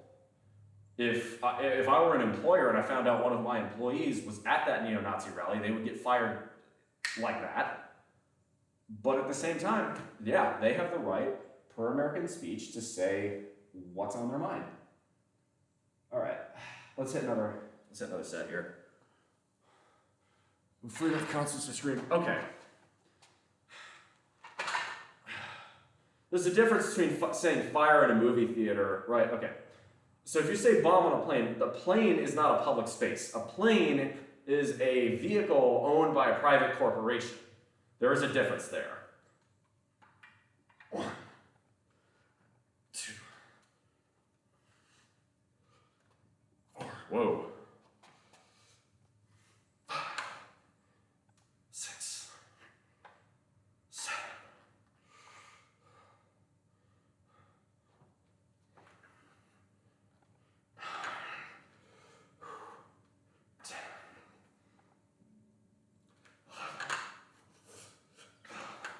Last I checked, TSA was a government agency. The TSA is security theater and should be abolished.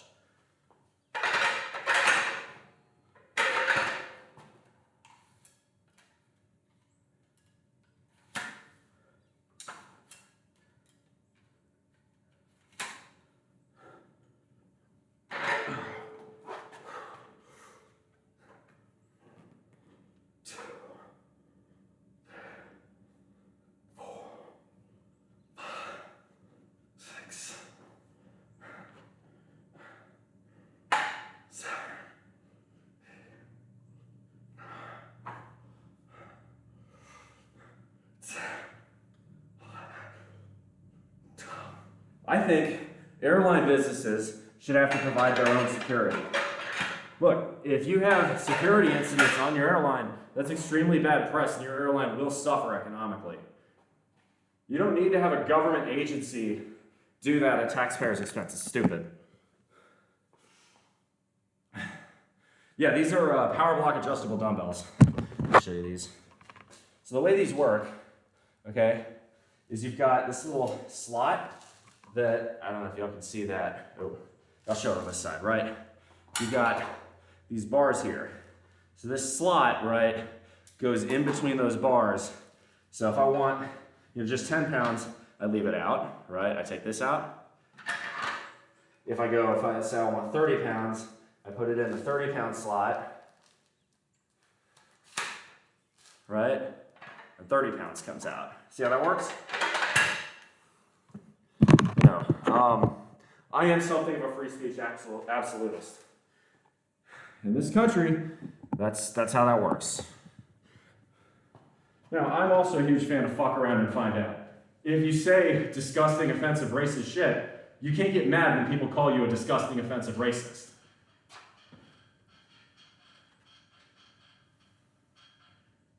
Let's see, that's 105, 105. You got 3 more sets on that. We did 40, 30, 30, 20, and 27. I like it.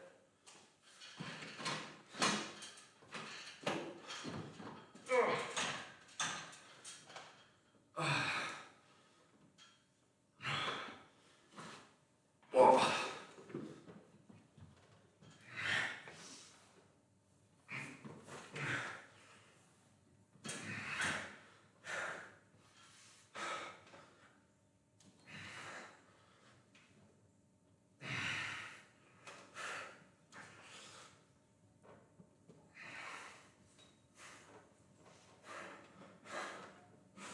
Come on. All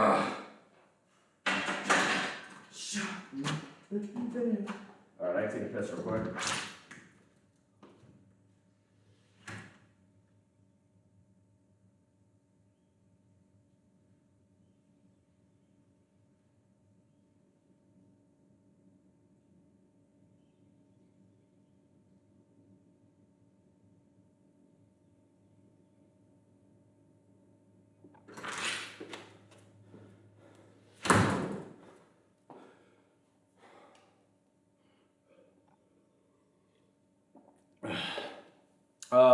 These adjustable dumbbells go up to 90 pounds a piece.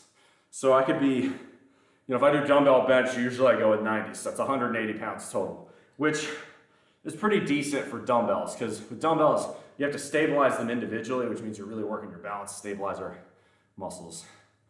Pairs of dumbbells and they're on sale. That's not bad. What I like about the adjustables is that, you know, right, look at the footprint of this, right? Quite literally, I'm gonna compare it with my foot here, but you can see this is, I can have any dumbbell weight I want between 5 and 90 pounds. You know, having that would require like an entire wall full of racks there, whereas I have it in this very compact footprint, which for my garage is extremely useful. So that's why I have them. All right. Ukraine aid. We should spend more on healthcare every year than Ukraine aid. Let's not be silly here.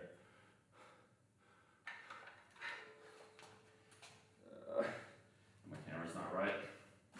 Let me move this. All right. We have 2 more sets of skull crushers and 4 more sets of shoulder raises. 1, 2, 2, 3, 3, 4, 4, 5, 5.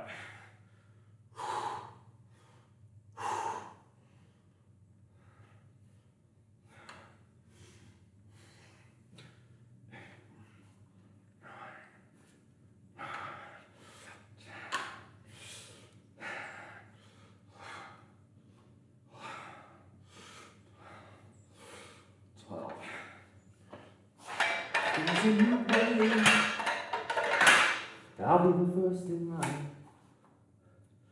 but I better work this time.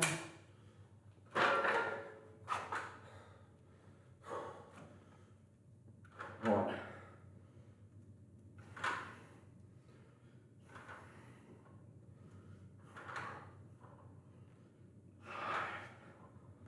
Six. Come on.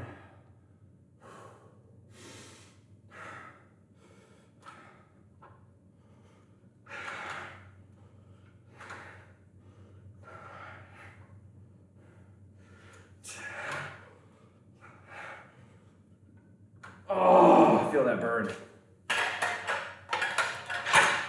Nice.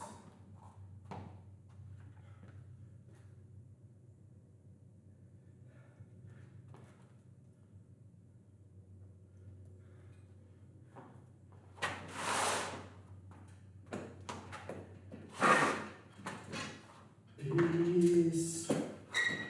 Peace sells. Peace.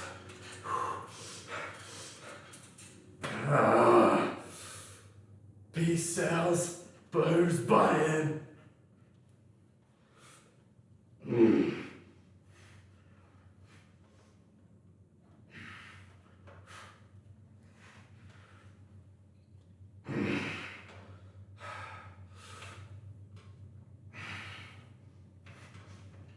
Come on.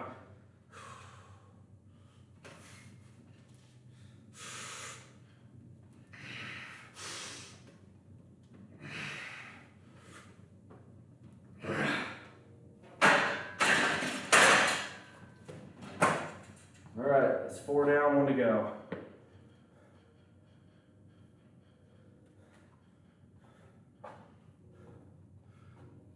I'm gonna be like skiing. Okay. So healthcare is a complicated problem, and there is no easy, simple solution. I love Scandinavian, that's my type of capitalism that I love. The Scandinavian models wouldn't necessarily work here. There are some things we could learn from them, but other things that would not work here. I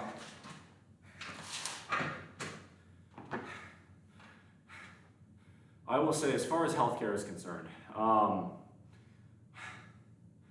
in general, I think the United States would be better off doing healthcare at the state level if we wish to socialize it than if we wish to do it at the national level. The United States government is far too inefficient and bureaucratic at the moment to where I think it could successfully handle a public option or even single payer. Well, we got public option, but you can see how bureaucratic and messy that already is with Obamacare. If we were to do single payer, I would be open to the idea. I'm not against single payer healthcare, but I would demand, the only way I support single payer healthcare is if two big things happen, okay? Because realistically, every single payer healthcare system will require higher income taxes on people like me. I'm not uber wealthy, but I make enough to where I know how this works. And if you guys are curious about the actual numbers, I'll tell you. But the trouble that I have is that every single payer healthcare proposal I've seen does not come with junk food taxes. One of the biggest killers in this country is obesity. Thanos diarrhea is correct here. And in the United Kingdom, you have sugar taxes. In Denmark, you have taxes on fat. There are huge taxes on processed crap. Almost every European country has higher taxes on alcohol than I think every state except for the state of Washington, I believe. Alcohol taxes are higher over there. Cigarette taxes are, well, now US tobacco taxes are actually pretty in line with Europe, which is good. They should stay there. The point is, if you wish to have national health care, I'm not going to sit here and subsidize people's bad fucking decision making because I choose to stay in good shape. I think you should have, this is the other thing. Junk food taxes don't hurt anybody. You can't fucking sit here and convince me that anyone's gonna fucking suffer because a little Debbie is $4 instead of $2. If it really makes that much of a difference to you, stop fucking buying them. You're not gonna die because you have half as many honey buns in a year.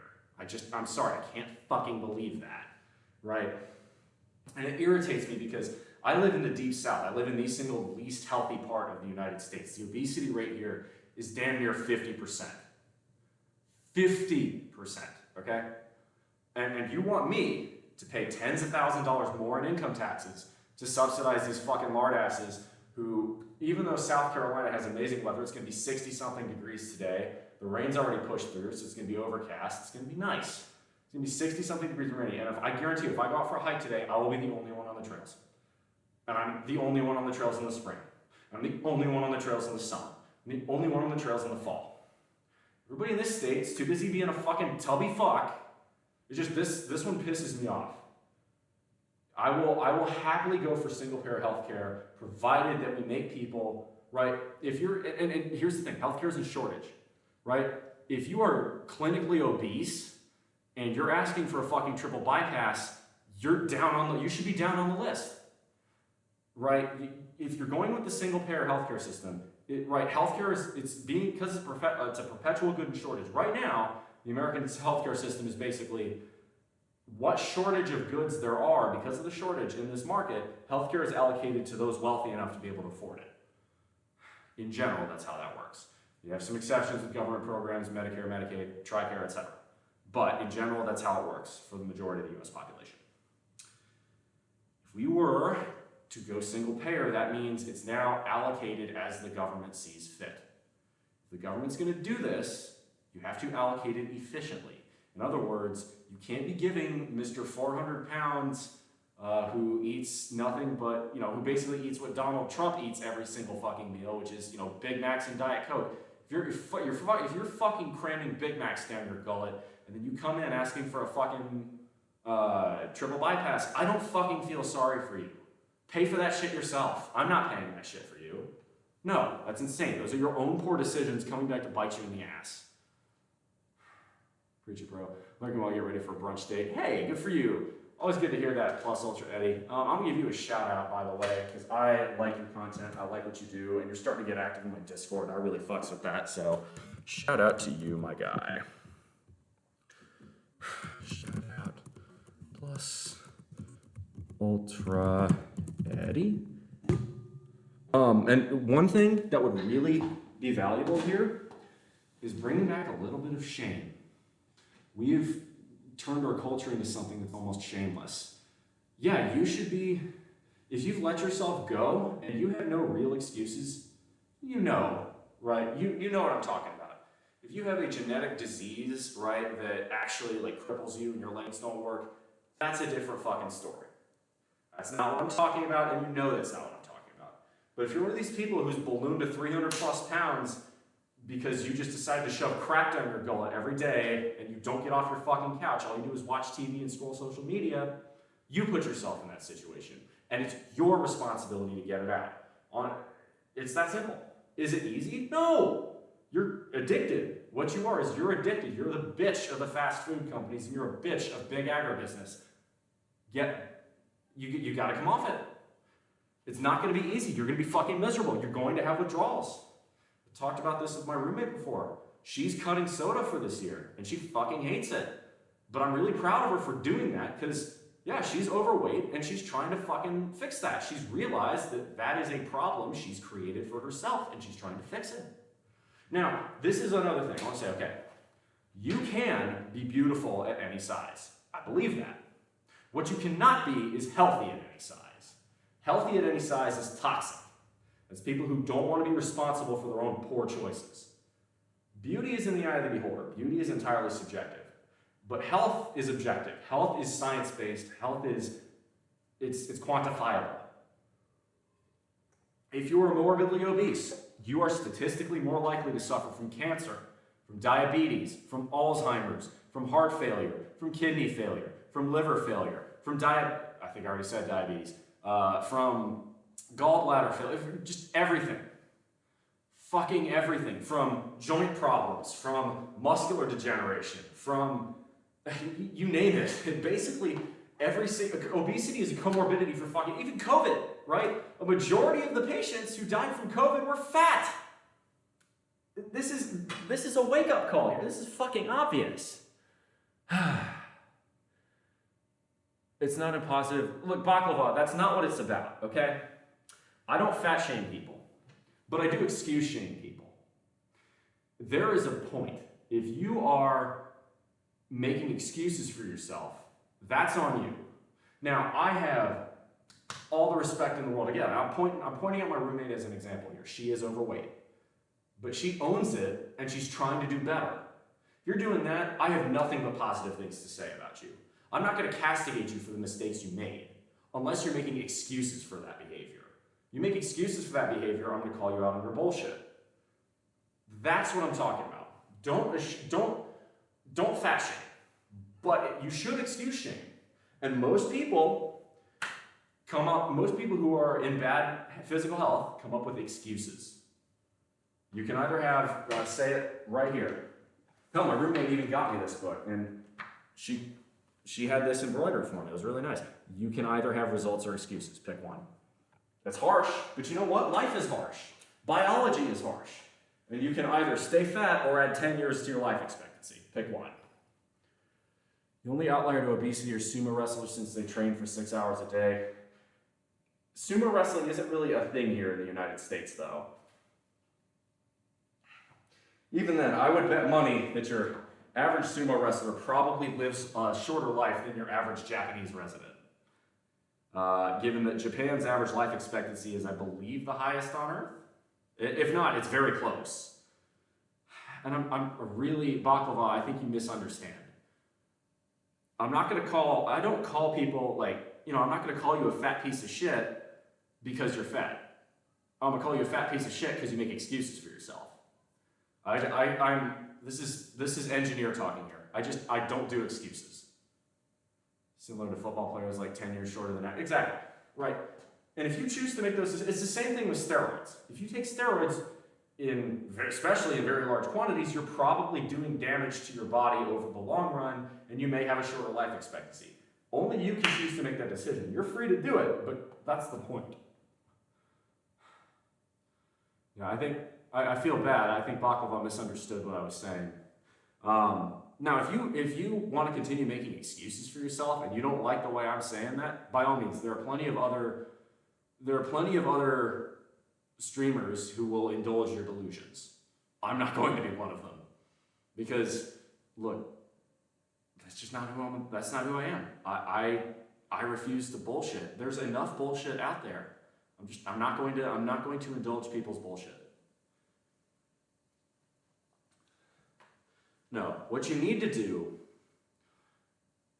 and this is what I've found. So I've had friends who are overweight in real life come and ask me for advice, and I've said, I'm very happy to help. I'm honored you've come to ask me. If you want to come and lift with me, I'll be like, I'll come and do this. But the second the excuses start coming out, that's where I bring the fucking hammer down. I am very positive until you start making excuses for your shortcomings. When you own your excuses, when you own your shortcomings, you become a better person. Because it means you're looking at yourself honestly. And I can absolutely do that for myself. In fact, I probably need to do that even better. It's probably a shortcoming of mine that I don't do it as often. But, for instance, right now, I think my press is weak. I think in the gym, I spend too much time talking and not enough time lifting, which means I need to do another fucking set here. Do you get the point? I'm talking about, I can analyze where I'm at, where I want to be, and see why it is that I'm not there. My diet isn't good enough. My diet could stand to be better. Until this year, I drank too much alcohol, so I'm cutting alcohol. 2024 is a dry year for me. Why am I doing that? Because I'm tired of making excuses for myself. I deserve better. So I'm gonna go and get better. Nobody else is gonna deliver better on a silver platter to me. I have to make that decision. I have to choose to do that. Excuses why people go to the gym. We all have we all have the same 24 hours a day, and yes, there are people who just are that busy. And that's fine. But I bet you probably have time to go for a short walk, a 10-minute walk, do some body squats in your cubicle maybe, take a 5-minute break from what you're doing, knock out some sit-ups or some push-ups in your cubicle. Are your cubicle neighbors going to think you're a little bit weird for doing that? Yeah, but you know what? Fuck them. You're trying to take care of your health. And frankly, it'll make you far more productive when you return to your job. And, well, what if I'm not a cubicle worker? What if I'm doing manual labor all day long? If you're doing manual labor all day long, you're probably not out of shape. So again, I'm going to call bullshit on that one. It's the same thing with dieting, right? Yes, is dieting easy? No. But can everyone find 1 hour in their day to buy some very cheap, very basic, staple items like beans, rice, maybe a little bit of meat if you're vegan, maybe not. Maybe a little bit of dairy if you're vegetarian, or again, if you're vegan, maybe not.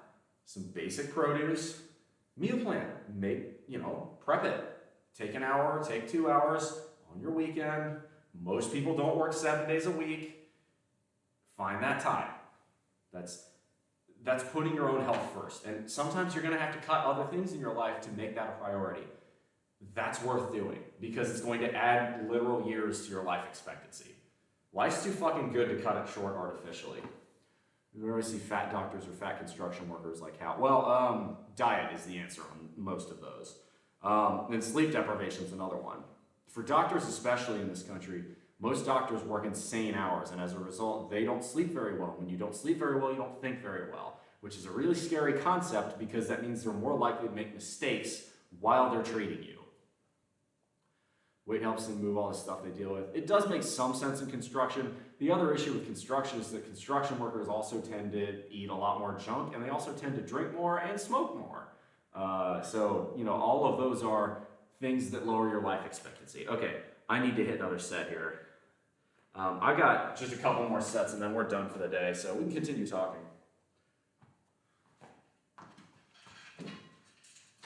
But no, I do not fat shame. If you're fat, you're not a bad person. If you're fat and you make excuses for yourself, you're only harming yourself, though. I refuse to fat shame, but I will excuse shame. Come on.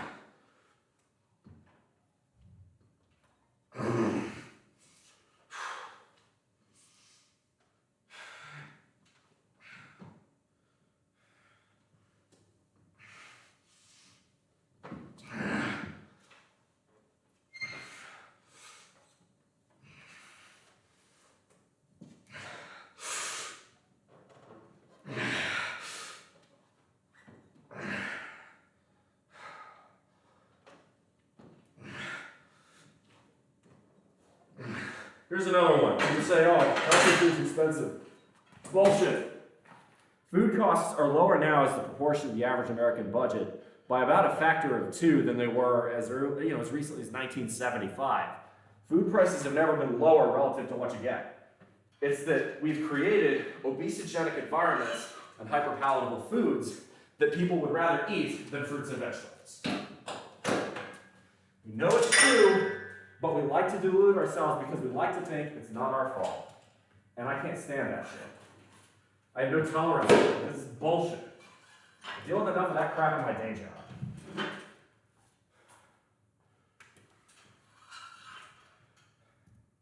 All right. What I'm going to do now is we're going to hit one more set of shoulder raises. And then we're going to hit, I think I'll burn out on Arnold press actually. I think that sounds like fun. Having fat doctors, those people who tell us to be healthy, it's like having a fat trainer. Honestly, I have a lot less respect for doctors than most. I think nurses do most of the real work in hospitals. Lentils and eggs, since they're cheap and extremely nutritious. Dude, one of my favorite recipes I have on my diet channel is from Early Retirement Extreme. It's a vegan tomato and lentil dish that you can add rice to if you really want to stretch it out and keep it cheap, that you can eat for less than $10 a week on. Is it perfect? No. But is it a really great staple meal to have for very, very little money? Yes. It bothers me so much when people just make these excuses saying eating healthy is so expensive. No, it's not. No, it's not. You just don't want to do it. Either you don't want to do it or you don't know how. You get 5 pounds of chicken for $10. Exactly. Look, I know this because I used to have a food budget of $75 a month and I still ate healthy. And look, okay, $75 a month is below the federal poverty guidelines for food. If you have less money to spend on food than that, you're probably getting food stamps. All right, come on. 2.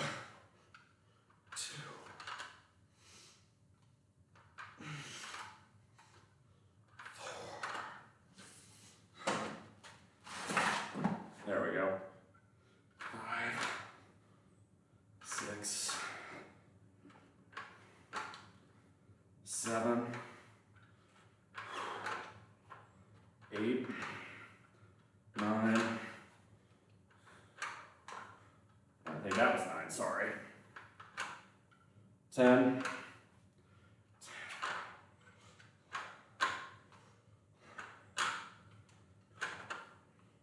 12. Look, and people say, what about food deserts? I live in a food desert. Get out of here with that. I could do it here.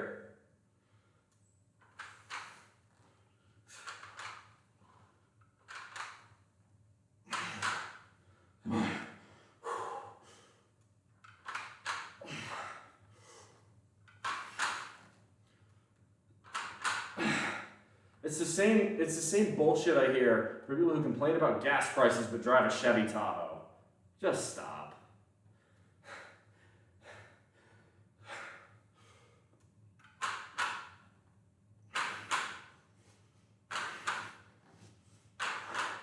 Come on, 2 more.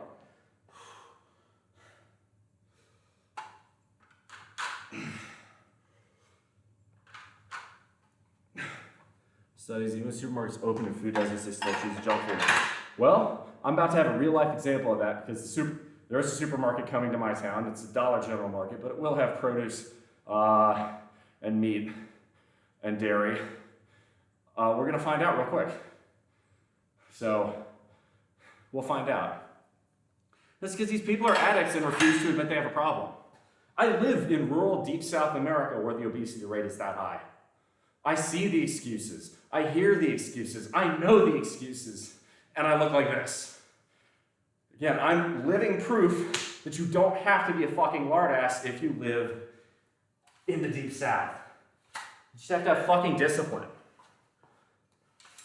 By the way, I'm going to give a lot of credit here to the LGBT community because in general, the reason there's a stereotype that gay guys are in better shape in particular than straight guys.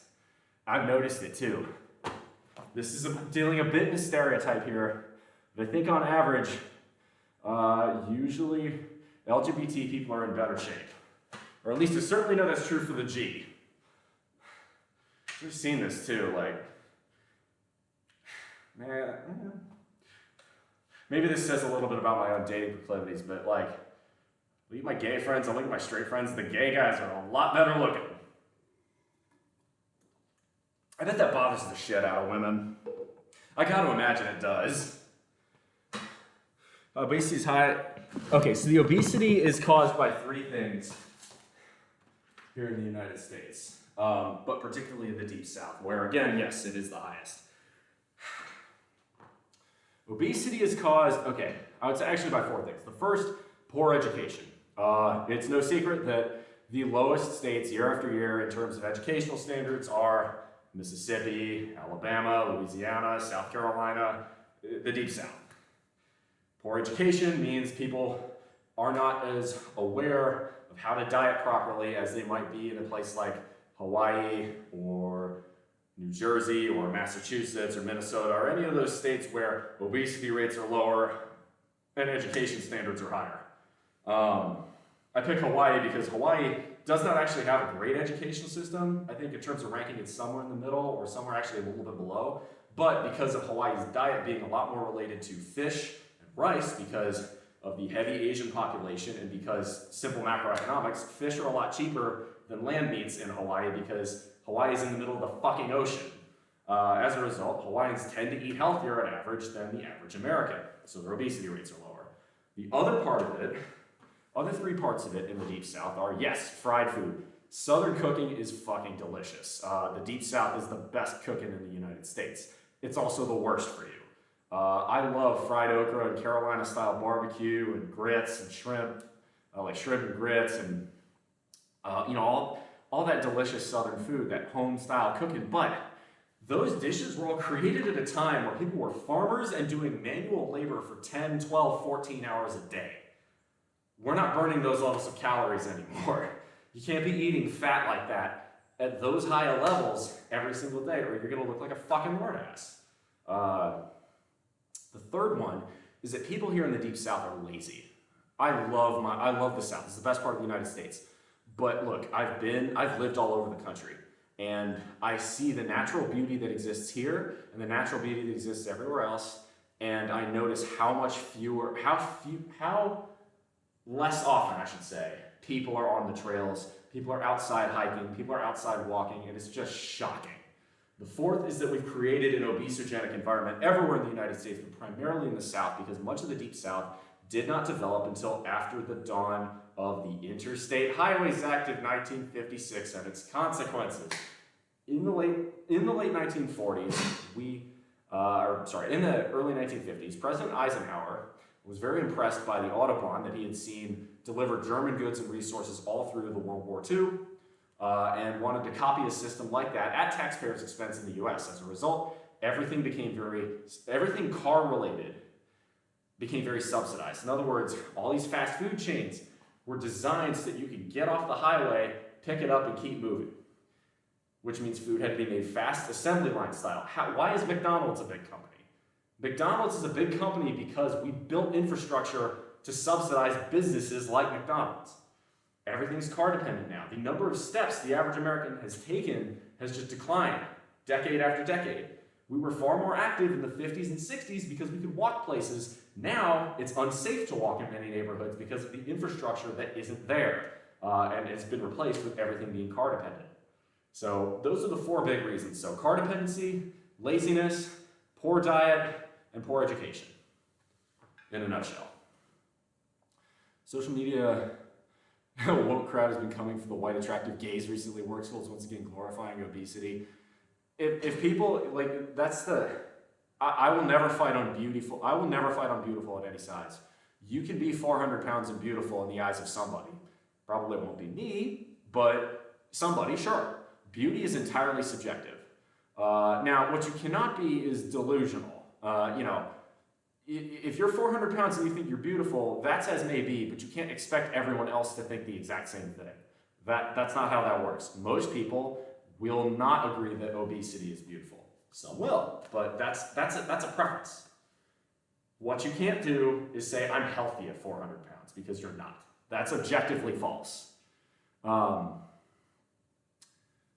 I can't tell if they're into quote-unquote bears, which are glorifying fat people, social media confusing types, stay off of social media is the answer there. Don't get TikTok brain. TikTok brain's bad for you. Red meat was my kryptonite. Ever since going vegan 4 years ago, it's the best I've ever felt. I love red meat, but I eat less of it because it's expensive here, and because much of the time, yeah, red meat isn't as good for you. Some red meat is very good for you. For instance, bison is extremely healthy. It is red meat, and it's packed with vitamins and minerals.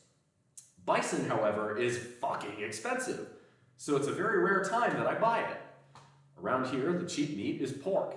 Pork can be very, very good for you. Pork tenderloin, for instance, is very lean. It's almost as lean as chicken, and it's packed with lots of good vitamins and minerals. Strongly recommend, having lean pork in your diet. It's a good thing. But you can also buy really cheap sausage and bacon that's loaded with fat and preservatives and is terrible for you. So it's a spectrum. It's the same thing, right? You can have grilled chicken breast, which is pretty good for you on average, or you can have breaded and fried chicken, which is less good for you. You have to have common sense. It's the same thing with meat. A really nice piece of top round beef is good for you. Really, really fatty cuts of beef are not going to be as good for you. Or like 73% ground beef, which I admit I used to buy until I started paying more attention to macros, and then I'm like, it's probably not worth it. It's probably worth spending a little more to get the 80, the 85, or the 90% ground beef. Let's check the Surgeon General declared social media contributed to the mental health crisis. Good. Probably should have. Neum, as far as veganism is concerned, I have actually a fair amount of respect for vegans because supply and demand would dictate that if we have more vegans, demand for meat goes down. When demand for something goes down, the price for that good goes down. So I want cheap meat, therefore I encourage veganism. Simple as. Will I ever go vegan? No, because I like lifting weights, and getting absolutely shredded while vegan is possible, but extremely difficult. Any vegan bodybuilders out there, I have so much respect for, because you're doing that on impossible mode. Vegan bodybuilders are next fucking level. I wish I was that. Like those guys are the real giga chats. If you're fucking doing that, man, that's so impressive. I would not do that, especially living here in the rural deep south where access to vegan foods is not ideal. Yeah, Los Angeles is terrible. I would not. Los Angeles isn't terrible. Los Angeles pisses me off because it is the land of wasted potential. Los Angeles has the potential to be paradise come to earth, and it falls so far short of that. How the fuck is it that the nation's second biggest city does not have a rail line from its downtown core to its biggest airport? How is there not a rail line from Los Angeles downtown to LAX? What the fuck is that city doing? Cleveland figured this out, for God's sake. Cleveland has no money. Cleveland has been bleeding population since 1950.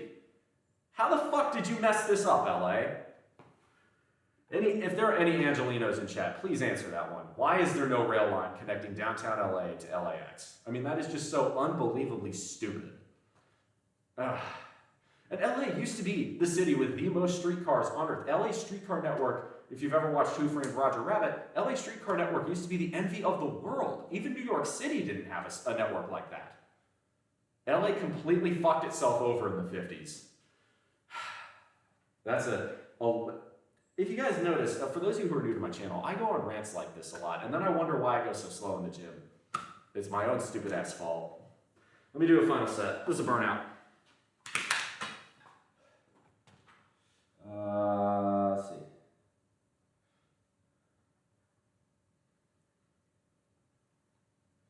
All right, we're gonna go Arnold press. We'll go real nice and slow. We're just gonna go for reps. Really burn out the shoulders. Be good looking back. Thank you very much, Birdie Bird 8. Welcome on to the show.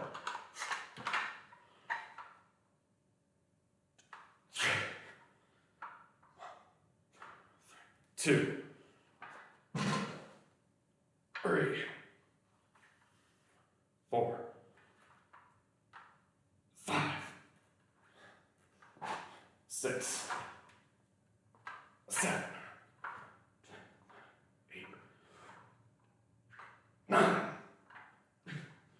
10, 11, 12, 13,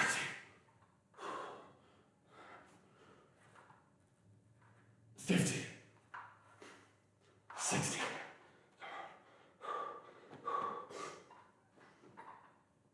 17, 18. Come on. 19. That's it, 20. Woo! Not bad. Yeah, I will say in general, It seems to me as though fitness is a greater priority in the gay community than the straight community, and we should be, as a country, trying to figure out why that is and trying to emulate that. I don't care about what it is that gets the results. I care about getting the results. If the gay community is doing something to keep themselves in better shape than the rest of the country, we should be figuring out why that is and trying to emulate it. Okay, so that's the last of the workout today. Not that weather and hills matter or deter people. Study seems that LA literally has the chance to be next to Amsterdam of the world. LA is flat, is 85 degrees year round, or more or less year round, and barely ever rains. There is no excuse for Los Angeles having such a pitiful bike share of percentage of transit. Los Angeles pisses me off so much. Like, it's not that Los Angeles is terrible. I mean, Skid Row is terrible, but it's that Los Angeles is wasted potential. If I could summarize LA in 2 words, wasted potential. That should be the tagline for the city, frankly. Wasted potential, Los Angeles.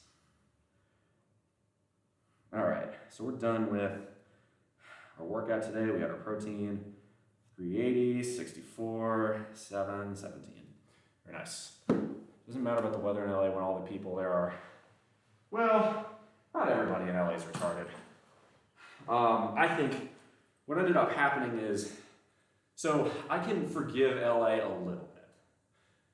In the 1950s, nobody had designed a city based around the car before. The concept of induced demand was not well known, and the car was seen as a very glamorous symbol of post-war American exceptionalism. So I understand why Los Angeles attempted to do what it's done. However, I think by about 1960, between the smog, between the traffic jams, the highway congestion, LA should have figured out, okay, this doesn't work, and backed down. LA doubled down, and now as a result, you have the horrific monstrosity that is the 405.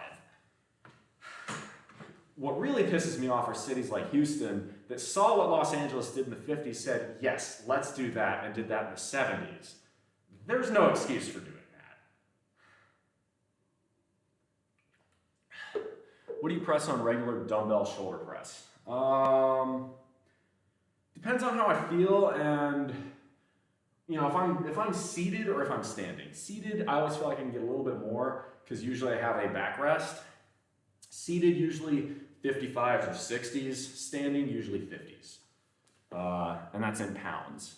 If you need that in kilograms, that's between 25 and 27. Or sorry, 22 and 27, excuse me. Yeah, no, there is no, you're right. Again, this is why LA irritates me so much. LA has the potential to be the best place to live on Earth, and it fails badly at doing that. It's the same thing with our water crisis. Los Angeles should never have issues with water. All that city needs to do is restart the San Onofre power plant and put a desalination plant on the same grounds. All of a sudden, you've got huge amounts of supply of clean water for the entire city of LA and San Diego to boot. And Orange County as well, just by doing that. That's all you'd have to do.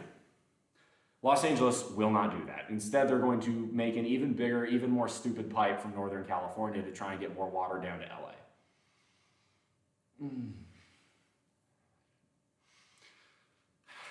This is what happens when you don't let engineers run your shit. This is one long-ass street in Santa Monica that you think was a car sitting at a red light. Japan, your eyes ever noticed a green traffic light, terrible bumper to bumper, green light cycles. Yep. LA hasn't copied their neighborhood. San Fran, have you seen what they did in Market Street and inventing new BRT? LA does need BRT. What LA needs is fucking bike lanes. Just separate bike paths everywhere. Make biking safe and accessible. I think Angelenos will do it because the money talks. The amount of money you can save by going car free or even car light, you pay less in insurance. God knows you pay less in gasoline, which is $7 a gallon or something ridiculous in LA. Actually, it's not even ridiculous. The rest of the country is ridiculous in the cheap way. But, in LA, not to mention everybody in LA is supposedly all fitness inspired and wants to look good so they can go have the beach vibe, which, I'm all fucking about. So why wouldn't you use a bike to get around? Because that's going to make your ass look incredible. It's going to make you have, hockey, chiseled style hockey legs. Look, and here's how I know biking around LA is a great idea. Arnold Schwarzenegger does it. That's Arnold Schwarzenegger's preferred method of transit is a bicycle. Look, I'm just saying, if probably the most iconic bodybuilder ever is choosing a bike to get around, maybe there's something smart there. Because Arnold's not exactly poor. He could choose to drive a fucking whatever. He could choose to drive a tank wherever he wanted to. But he chooses a bike. Can't figure out why. By the way, Arnold looks fucking amazing at age 75. Dutch celebs and politicians also bike to work? Exactly. Look, I'm just saying, and I know a lot of people have downers on Arnold because they didn't like the way he was the governor or whatever. Or, the whole cheating thing or the affair, whatever. I don't give a fuck about that. I give a fuck about that. This is a guy who came over penniless from Austria, fell in love with the United States, worked his ass off to become the best at his craft, and then took over a second craft when he got bored with winning too much in the first one. That's unfathomably based. So I like Arnold a lot. LA is just overpopulated. I don't think people didn't overcrowded would solve most of the infrastructure problems. LA is not overpopulated. They've chosen poor infrastructure for the population that has shown up there. Given that Los Angeles has arguably the best weather in the world, if not the country, and ample beaches, and it's a very good location for having ports like Long Beach, it was very natural that a city was going to get developed there. It's just the city has been developed poorly. It's that simple. I mean, yes, is LA water scarce? But you have resources to fix that. All it takes is one big desalination plant and you've solved that problem. Not to mention that you can sell the salt back. Usually ocean salts can be used for brine. They can be used for all sorts of other factors. With the salt that you would collect from a desalination plant, I mean, hell, if you really wanted to, you could ship that off by a train to the Midwest. They could use that on their roads or something. I don't know. Now, LA, the only reason LA pisses me off is because it could be better. I'm not saying LA just, wasted potential. Wasted potential. Wonder how security works in the Netherlands. Plus, you're sitting there cushioning bullet, black-proof, we can navigate our cities in Europe. You don't really see Secret Service and Capitol Police. Oh, they're there. I think they're just a little bit quieter about it. I wouldn't worry about that too much. I'm not one of these people that's going to leg hump Europe. Europe has its own problems, and frankly, Europe has been living off the largesse of the United States for way too fucking long. But, that's not the end of the world for me. Okay, move that dumbbell back. Awesome. So I think that's about it. I'm going to go ahead. This is now the Q&A section of the server or the stream. So if you have questions for me, let me know. Otherwise, I recommend, so ask your questions now. I'm going to take one more leak because drinking all this water, which means I have to pee all the damn time. Hey, we got a new follow. Thank you very much. Thanos Diarrhea. All right. Not only do I love a new follower, but I love a follower who's actually active in chat. Thanos, I really highly recommend you check out the Discord. You're going to love it. Ask me whatever questions you want next. If not, we'll probably look to raid someone.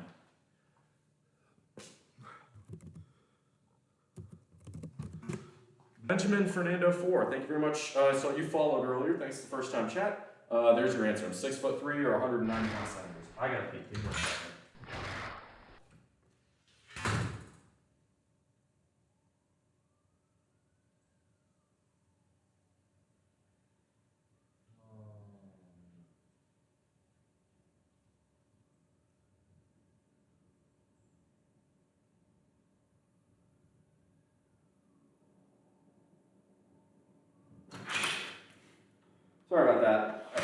Big bowl, tiny bladder. What are you gonna do? Birdie Bird, thanks for the follow. Welcome on in. Just be afraid of getting shot on my bicycle going to work. Don't be. The statistics, the math will kind of help you put those fears to rest. The amount of the amount of gun deaths in the United States aren't quite as bad as people say they are. Like, I've got friends who live in the south side of Chicago, and really, as long as you know where you're going, know where you are, and know where not to go, you'll be just fine. And look, the south side of Chicago is one of the most dangerous places in the United States. You're fine. I don't get the obsession with beaches. I think mountains are better. The elevation forces your body to be more efficient with oxygen. They have better air quality usually. Well, the nice thing with Los Angeles is realistically you have both. You have the San Gabriel Mountains right there, and you have very pretty beaches. I'm a beach guy because, I mean, look, if you looked like this, you'd kind of want to go on the beach and get lots of attention too. It's nice. Last time I went to, I want to say it was Hilton Head. I was just going for a stroll. There were like 5 or 6 older ladies, like in their 50s, on a beach vacation, all drinking beers, and they just tossed me and was like, hey, they just started asking me questions. They're like, hey, do you want a beer? I'm like, yeah. So I just sit there and talk, and they're like, I'm just talking like, and at one point they just said, hey, we'll keep feeding you beers as long as you just kind of sit here. We're enjoying the view. And I'm like, well, that's very kind of you. Thank you. Was I ever going to date any of these people? Of course not. They were in their 50s, but like, I don't give a fuck. I was having a good time. That shit happens at the beach. That doesn't happen in the mountains. No, I mean on my bicycle as a politician in the Netherlands. I don't know. I'm not Dutch. I wouldn't say. I know. Anywho, for those of you who are wondering what comes tomorrow, for those of you who are new, tomorrow will be a rest day. I will still be live at 9 a.m. Same time I will be playing RuneScape. My cousin admitted to me the other day that he wears an adult diaper to the gym so he doesn't have to pause his workouts. I feel like I shouldn't judge that, but that's kind of gross. Sir George 40, thank you very much for the follow. Welcome on in. Just go use the toilet like a normal person. Good God, that's gross. That's weird. That is weird. This looks similar to you, same height and weight, but about 18% body fat. Got annoyed because people always wanted to talk. I'd say I'm probably somewhere between 15 and 20% body fat as well right now. I'm on the bulk cycle, so I started at 205 pounds. Right now I'm carrying about 224, I think is what I weighed in at. I'm going for 235 to 240, and I'm going to cut back down to 205 to 210. My long-term goal is to be as shredded. I was probably between 12 and 15% at 205, and I want to be that shredded, but I want to be 225. I want a little bit more muscle mass. I'd also like to deadlift 500 pounds for poops and giggles. PR is 455. I think I can get there. It's how he found his girlfriend, and now they're married. He found his girlfriend by wearing adult diapers in the gym. Is that what you're telling me? They both wore adult diapers in the gym because they wanted to continue their workouts and not stop to use the bathroom. That's what you're telling me.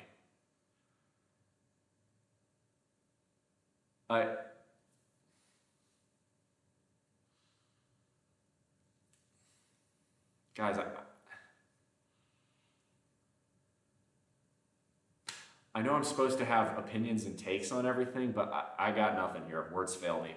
I think we're gonna look to raid someone now. That's strange. I mean, good for them, but that's odd. That's very odd. All right, who we got? You got Lesbian Hot Sauce, you got Celsi, W. Ramir, Big Game Mikey, Benjamin. Ooh, BitLife is on. Damn, I got a lot of options. I rated Lesbian Hot Sauce recently. Rated Celsi recently. I've rated Big Game Mikey recently. I think I've rated the BitLife show. Let's go rate the BitLife show. I haven't done that in a hot minute. Ooh, I could rate, if I rate Big Game Mikey's doing game development. BitLife show's doing fitness. I think we're gonna go for the BitLife show. Strange. I'm trying not to judge him because my cousin. Okay, cool. I'm glad someone else thinks it's strange. That seems unnecessary. I can't imagine doing that and then having that that pad that's piss soaked and continuing to do squats or deadlifts. Ugh. Yeah. How old am I? I am 28. We're gonna raid the BitLife show. Your Discord link says it's invalid. Really? That's odd. It shouldn't.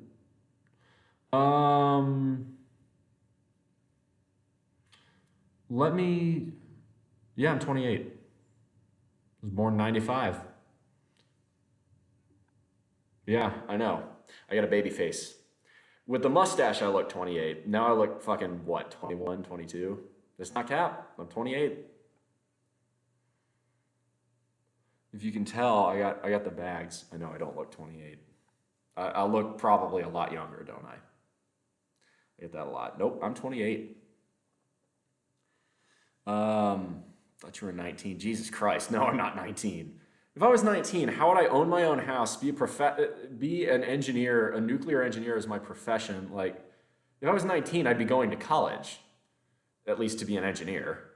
You have to get some sort of degree to be an engineer in most cases. Anyway, we are going to raid the BitLife show. Thanos Diarrhea, I'm gonna send you something. I'm gonna try and send you another link when I get off here in my thank you note because you followed today. For those of you who want to get on the Discord but the link isn't working, let me know, and I'm gonna try and fix that because that Discord link has to work. I want that to be very open access. So maybe it's expired or something. Anyway, so we're gonna raid the BitLife show. That's gonna be it for me today. I will be live again, same time, same place, here, 9 a.m. tomorrow. It'll be a rest day. We'll probably play some RuneScape. So that's probably what we're gonna do. In the meantime, y'all, as always, please make good decisions because those good decisions form your actions. Make good actions because those actions form your habits. Make good habits because those habits form your values. Make those values because those values form an ethos that can be the guide star through the rough waters of life. Raid message is Bull Rush, y'all. Come on in for the hug. Much love, y'all.